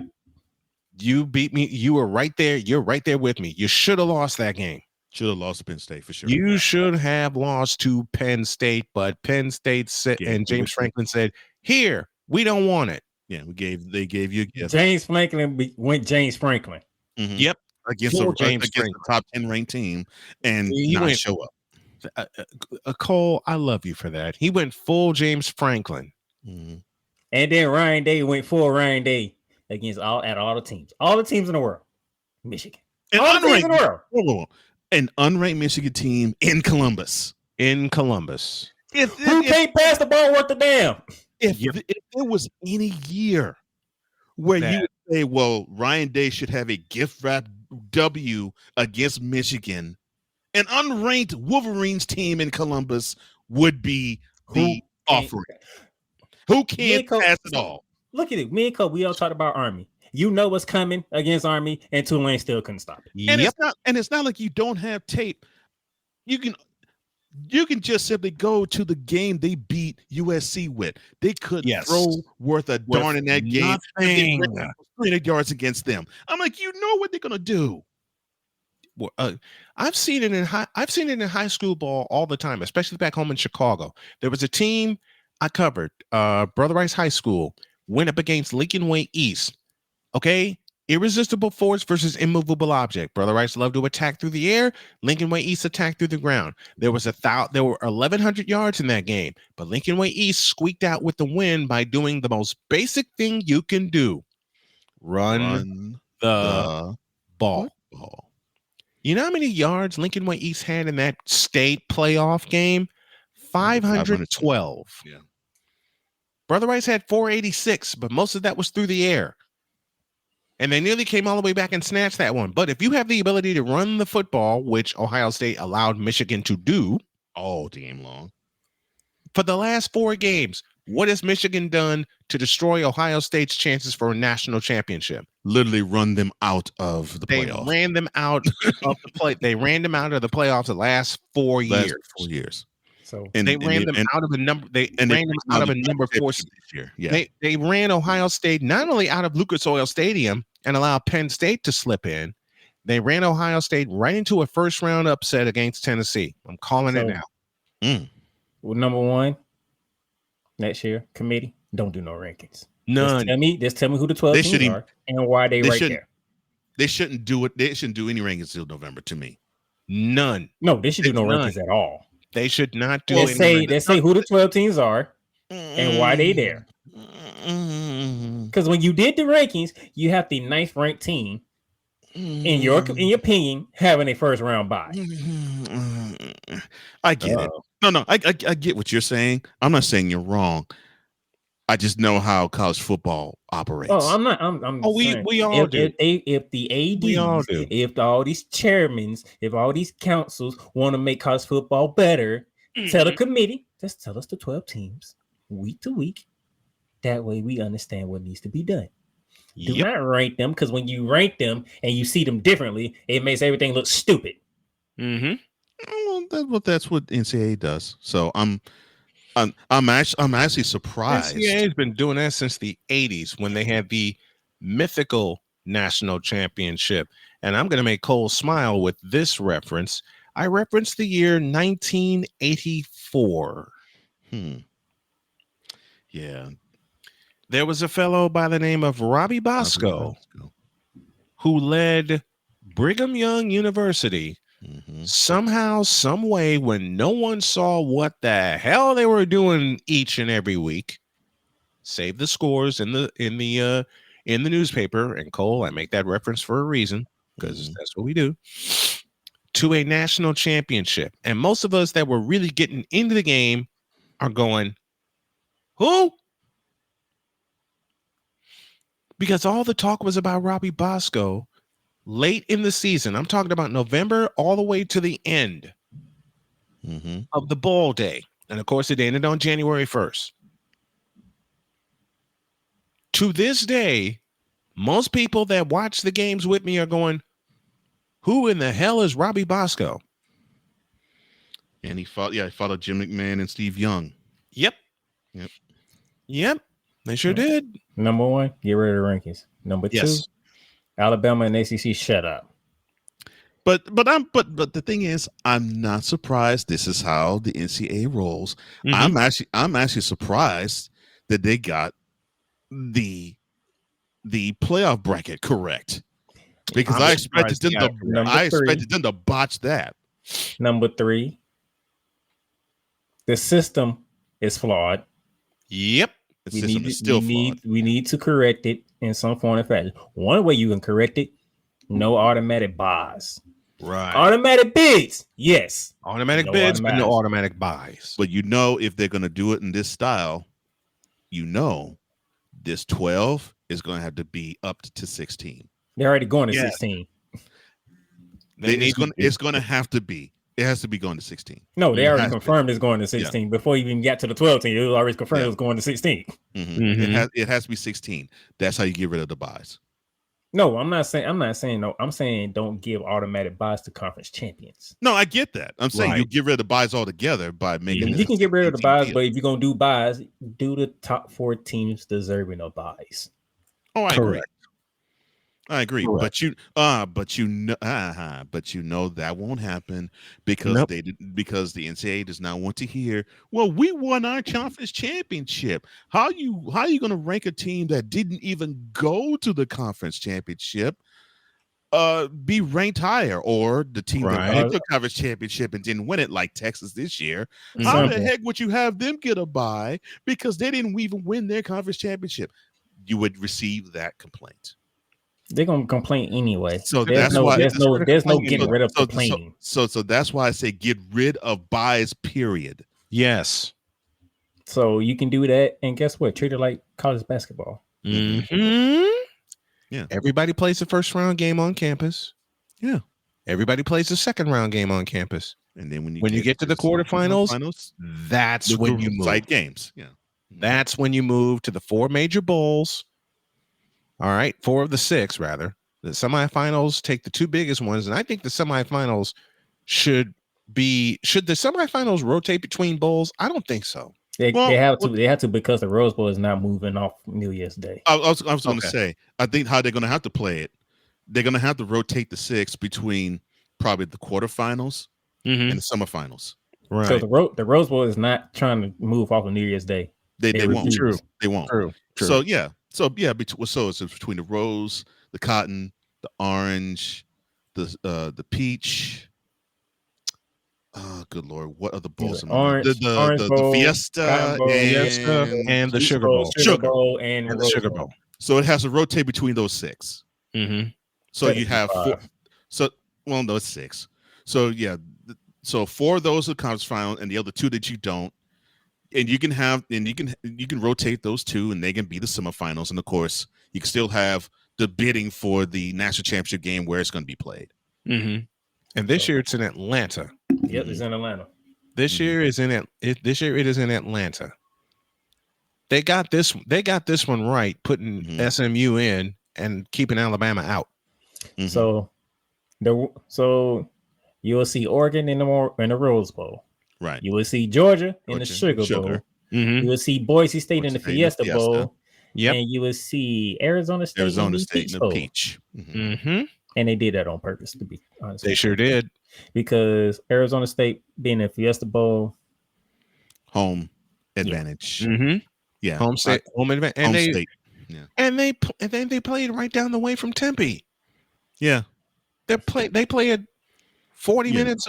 It's a 40-minute basically walk from Tempe to Glendale. Right. So I got why they didn't put Arizona State in Fiesta. I got that. I'm just making sure my audience understands. So yeah, they try to make it as neutral as they could, right? While still trying to make sure that those who are fans of the teams that have bias have an opportunity to see that team. And you didn't want to put Georgia back in Mercedes-Benz Stadium. No, that's no, you couldn't do that. That's in their backyard. Yeah, so you wouldn't put them there, but you can put them to Sugar. Yeah, they'd have a little bit of a travel, but not much. Right, and still, it would still be in their backyard. Basically, in a way, it basically would be in their backyard still. Right. So Boise State would kick off the quarterfinals on December 1st, New Year's Eve. That is at 7:30. And then the other 3 teams will be on New Year's Day, starting with the Peach Bowl. Peach. Yep, that's at noon. Then the Rose and then the Sugar. That's how it normally goes. And we at Snowman Multimedia will help to introduce in a big way Snowman Sportsnet.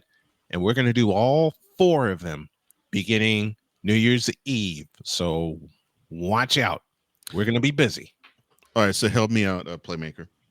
So I see the Rose, I see the Sugar, I see the Fiesta, I see the Peach.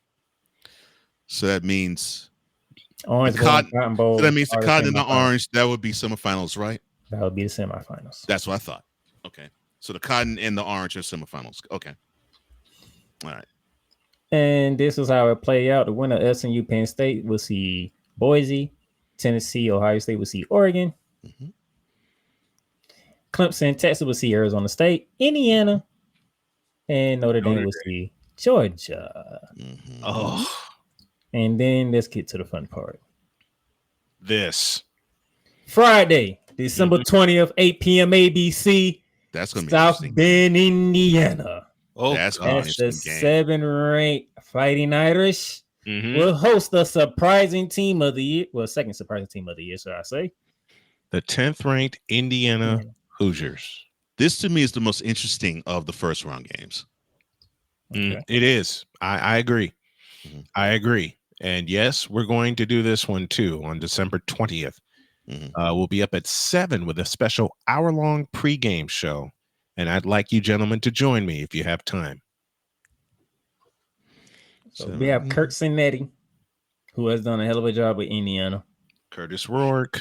That's all I got to say. Marcus Freeman, who after done a really good job with Illinois. I mean, after the unexplainable loss that Coach Johnson would never forget that Notre Dame took, against decided to boat race every single body afterwards. I still, unfortunately, and yes, this is the petty coming out of me. I still think Notre Dame should not even be ranked higher than number 10 because of that loss. I don't think they should be ranked either. I agree. They shouldn't be ranked higher than 10 because I of that L totally in Northern agree. Illinois. You took an L at home when a 62-yard field goal got swatted back in your face. Mhm. Why are you But- ranked in the top 5? But look, I'll salute them. They boat race got off everybody. the canvas and they ran the table the rest of the way. So They ain't just run. They boat still raised lost everybody. to North- That includes Army and Navy. Yep. which is true. Oh, they beat did. oh man, They beat the dogs out of the Army. They beat the daylights out of Army.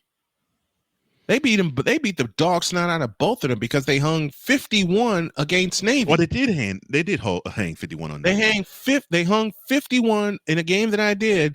They hung 51 against Navy. And both teams was undefeated when they played Notre Dame too. Yep. But Absolutely. I still feel the worst for Purdue because Notre Dame put 65 on You them. know, that was the next game on the schedule. That was the Yikes. first game after that Northern Illinois L. They put 65 on them. I'm like, 65 against Purdue. Matter of fact, that's the second time this year Purdue has allowed 60 plus 60 points plus in a game. points. Because in the other? old Oaken Bucket game, they Mhm. allowed Indiana 66 points. I was going to say, and the other Notre Dame's opponent for Mhm. this game, Yep. where they were up 52-0, and they still wanted to throw on them. They still wanted to run. They still wanted Kirsten A put- wanting to send pile a up the message. yards.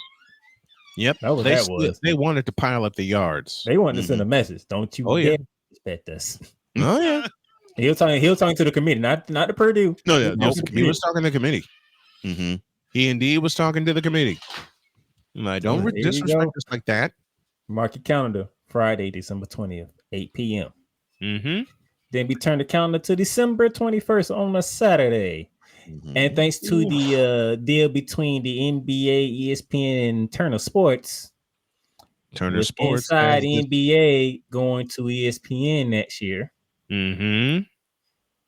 Wait, ESPN, TNT. ESPN, or is it strictly ABC? Both.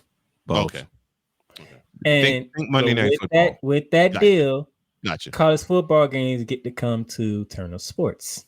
Right. Yep. 12 Nice trade-off. p.m. TNT, HBO Max. Mm-hmm. Let's go to Happy Valley. The 6th ranked Nittany Lions going against the 11th ranked Mustangs of SMU.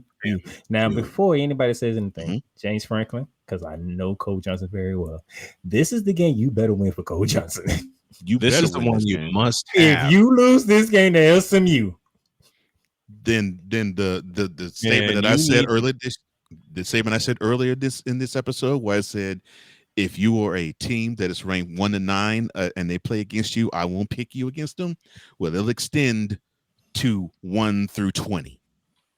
Let me put If it you another lose way. this game to SMU, Mhm. Let me put it another way. And Cole Johnson, I love you for this.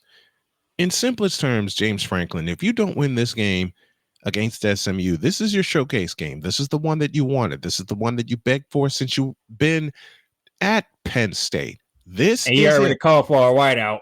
Mm-hmm. It's gonna be a whiteout. It's gonna be a whiteout. This is the one that you wanted for many, many years. And if you don't win this one, and I don't expect you to, James Franklin, you fired. Trust me, James Franklin, if you don't win this game, I'm going to get a whole bunch of messages from Cole Johnson himself. You're gonna get a whole bunch of messages from me. The hell with that. Here this fool going again. You're gonna get a whole bunch of messages from me because James Franklin cannot win the big one. Losing calling on it. losing on the big stage platform yet again. Look Oh, at this. Cole Johnson I'm would call- not I hesitate to am- message me. Because James Franklin, you better win this game. You got a home game. Right Mhm. out. This is a SMU. home game for him. So This yeah. is And a guess what? home game. You wanted teams from the South to come on north to play in that weather? Well, you got one coming to you. Mhm. And coming from Dallas, which And it can coming get from cold. Dallas. It can get Mhm. cold there, but it doesn't get as cold as it would in the middle of Pennsylvania. Yep. Sticking with TNT and Max, they got their next game, 4 p.m. Mm-hmm. Steve Sarkisian, you're going against a team. They got boat race in the opening week by Georgia, Mhm. and the team that got upset at home by their arch rival, South Carolina. South Carolina. Yep. They are the 12th ranked team. They are the ACC champions. Mm-hmm. If the Fighting Dabos, you talking about Cole Johnson messages me if James Franklin loses. If the Fighting Dabos walk into Austin, Texas, And beat them. it can be a 1-point victory. It don't matter. Yep. right. If Clemson has one more point than Texas, That's Mhm. right. I might have to give Cole Johnson the show to himself so he can just go off. If that happens, You would not want to. You would not want to hear what I have to say. you know what? If that happens, I'll schedule an interview with Cole Johnson myself. Introduce him, and then just give him the floor and just sit back in this chair and laugh. You will not want to hear what I have to say. So yes, trust we me, will. Steve Sarkisian. I'm putting you and all SEC and Longhorn fans on notice. Mhm. He's in the Clemson? crosshairs. Best believe I will schedule the show as normal, and I will let Cole Johnson go off. And I will do the same. And then I will go recap the other games. Mm-hmm. And Because ain't gonna be nowhere else to start but that. That'll be the headline. Mr. Sarkisian, you better win this game. That's all I'll say. You better win in this episode. You better win this game. And outside of South Carolina, Clemson don't beat SEC teams. That's another reason why I say that you better win this game, because if you claim that you're an SEC type of school, You better prove it. you better prove it in this game. You better Since you didn't prove it in the SEC championship, you better prove it. You allowed Georgia to escape, Steve Sarkisian. You allowed Georgia to escape by the skin of their ass because you had no business, none whatsoever, losing to Georgia, a team that you hung 400 yards of offense on. And you beat them down to where they had to start. They had to bring in their backup. Mm-hmm. You took out Carson Beck, Who was not playing good in the first Carson place. He was playing horrible. Carson Beck was not Carson Beck. Mm-mm. He wasn't. Gunnar Stockton Gonna took care of business. Oh my gosh. Gunnar Stockton took care of business. You understand? It took care of business. And finally, since we're talking about coaches on the hot seat, you might as well do a trifecta. May as well. At Go with the it. Horseshoe, on the 21st, that is 8 p.m. Day. 8 p.m. ABC, ESPN, not 4 p.m., 8 p.m. That And to nightcap at the Horseshoe, And number to me- 8 versus number 9. And to me, this is the spotlight game of the week because of what you just said. Ryan Cole. Day, come on down. Yes, sir. You want to join me? Let me see. Next Saturday, 4 p.m. You want to join me? At 8 p.m. 8 p.m. Not 4. Oh, 8. okay. That's 8. Yeah, that's an 8. Eight. This is the nightcap. This is the nightcap. This is the Okay, sorry. closing game. Oh, I don't know. I don't know if I can, but I'll see. But yeah, Because this is Ryan the spotlight Day? game. Ryan Day, this is yours. You Ryan Day need to bounce back, and that's putting it mildly. After the embarrassment you suffered against Michigan, allowing them to come into the Horseshoe for the second straight time, And beat you, beat you down. and hold you to 10 points. You You know said how it best. you know how bad it is. People they are expecting the home crowd when this game is set to still boo Ryan Day because of the loss to Michigan. He should boo him. And they should. He should hear 100,000 people boo And they him should. severely because they did this. And I know a couple of Buckeyes fans. They, along with him and obviously with his team, and I don't know how this was possible because considering all we have heard all of our lives is Ohio State Their biggest rival is Michigan, and their whole season is ruined when they lose to Michigan. So my thought was, okay, the way I saw them play in Columbus a few weeks ago, I can't believe I'm saying this about an Ohio State team. They overlooked Michigan because they were thinking after they spanked Indiana. Yep. They were thinking, okay, cool. We good. Now we can avenge that one L that we took in Eugene, and in that in the Big Ten championship, we're gonna get that L back against Oregon. And the bad part is they had it in their back pocket. They had the Big Ten championship all to themselves. Right there. All they had to do was secure that. All they had to do was beat against Michigan at home. Yep, at home. And then they would travel to Indy. That's all they had to do. And not only not only did that, they probably would have secured the spot that Texas is in now. At worst, if they would have lose to Oregon again, they probably would have been the number 5 seed. And I'll back it up by saying this. I'll back it up by saying this. I'm willing to bet you that because of brand recognition, Notre Dame, hello, they'd have slipped into the top 4. Because of brand recognition alone. Never mind the fact that they played inconsistent football since Oregon. Yeah, they have been up and down. They've been inconsistent since Oregon. So, on Saturday night, December 21st at 8 p.m. It's about Ryan Day. And look, and guess what? You remember all that talk that you talked about the SEC? Well, why don't y'all come up here and play in this weather? Well, that Tennessee team right here, that's ranked number 9. They have the 2 things that you need in that type of weather. They have a defense and a running game. And a running game. And a deadly running game. Just ask Alabama. And let's not pull punches here. I actually live about 2.5 hours west of where Tennessee is. Now, it may not get as cold as in Columbus in December, but it does get cold. In fact, it's actually snowed here last week. So it is not all palm trees and balmy here in December. I spent time in North Carolina, not far from you. And North Carolina is the exact same because you get the exact same weather. Yeah.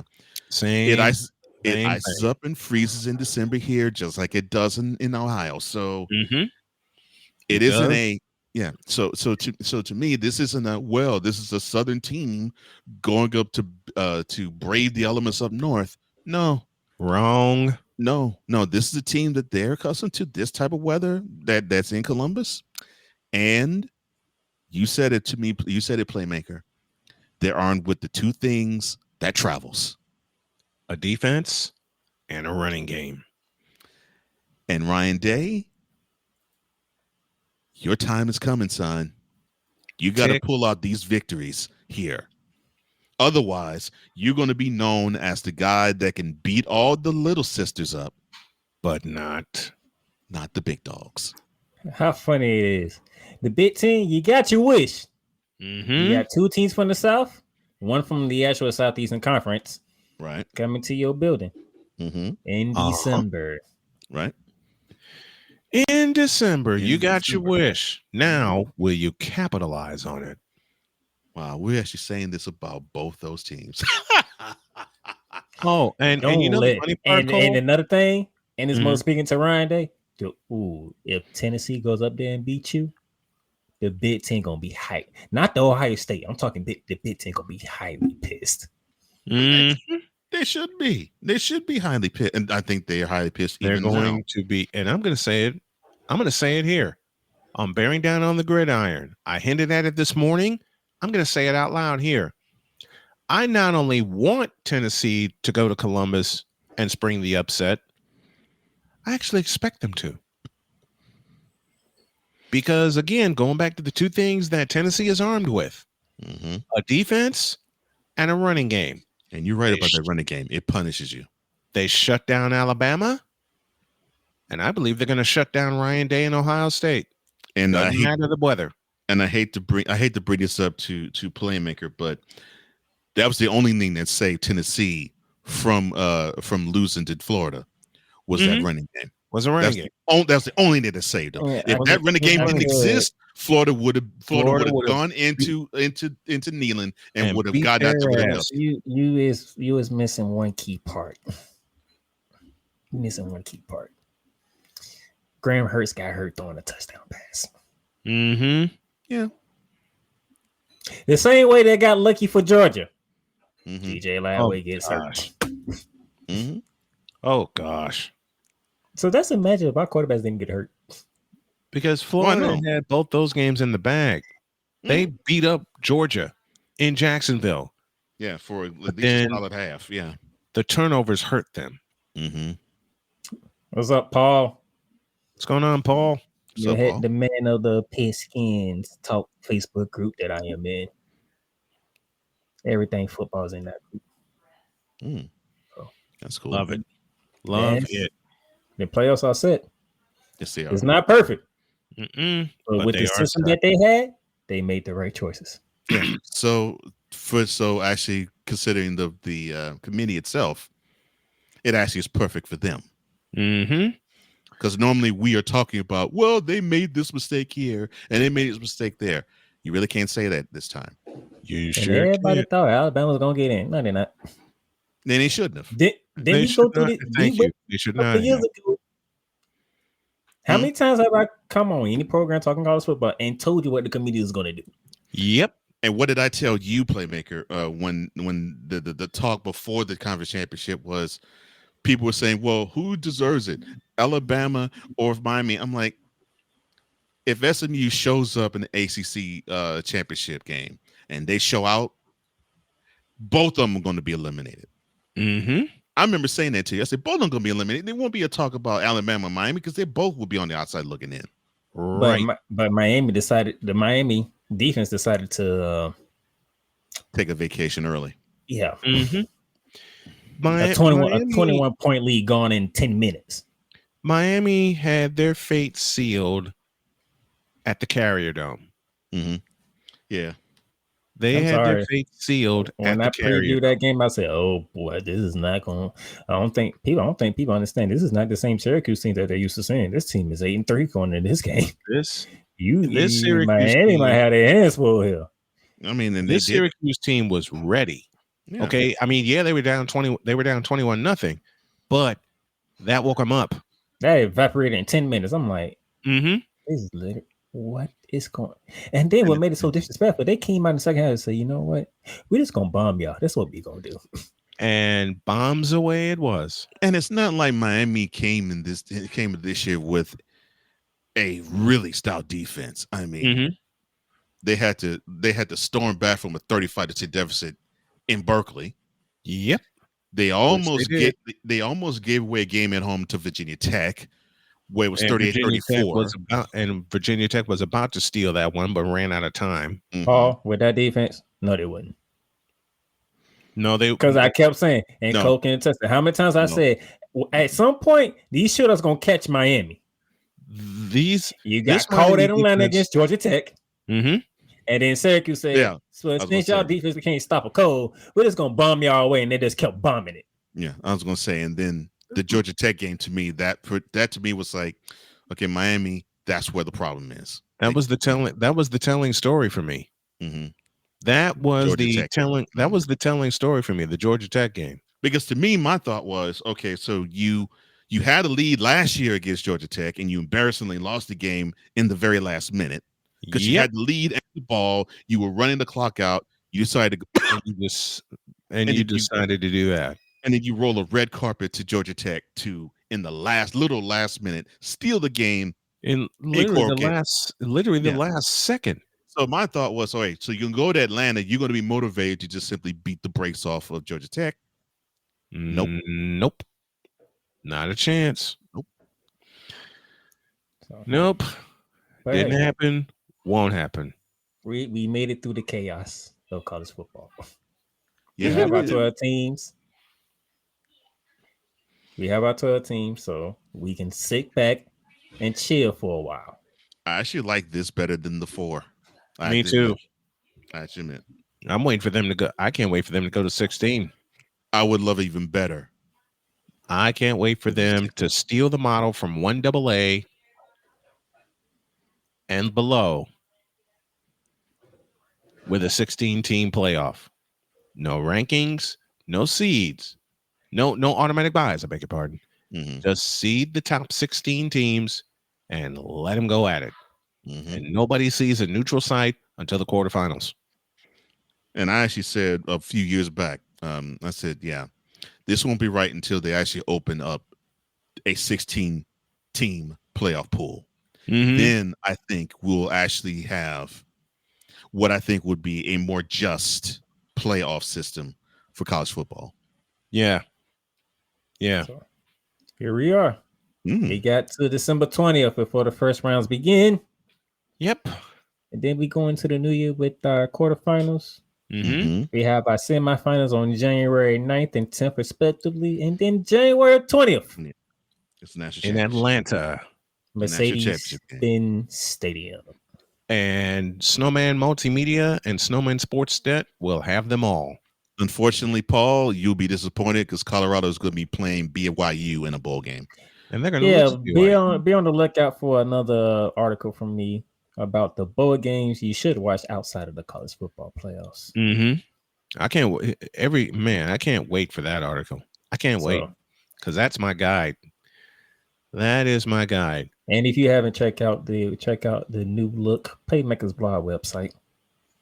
Cole had the chance to look at it. He loves what I have done with the website. Yeah, I love it too. It's good. So, it looks great. For Snowman Multimedia, that is Brian Snow down at the bottom. The morning shifts, Cole Johnson. I am the playmaker. We finna get up out of here because I think we exhaust every topic that is to exhaust at this moment in time. Sarkeesian, you better be Clemson. And again, shameless plug. We will have them all. We will have the entire college football playoff from December 20th to January 20th on Snowman Multimedia and Snowman Sportsnet. Go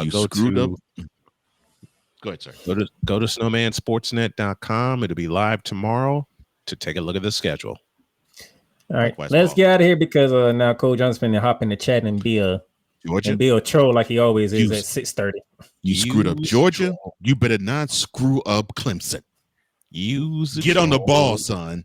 Don't focus about your triplets. Get on the ball, son. And those of you who are looking, y'all see me in about a little over an hour for Monarchs of Wrestling.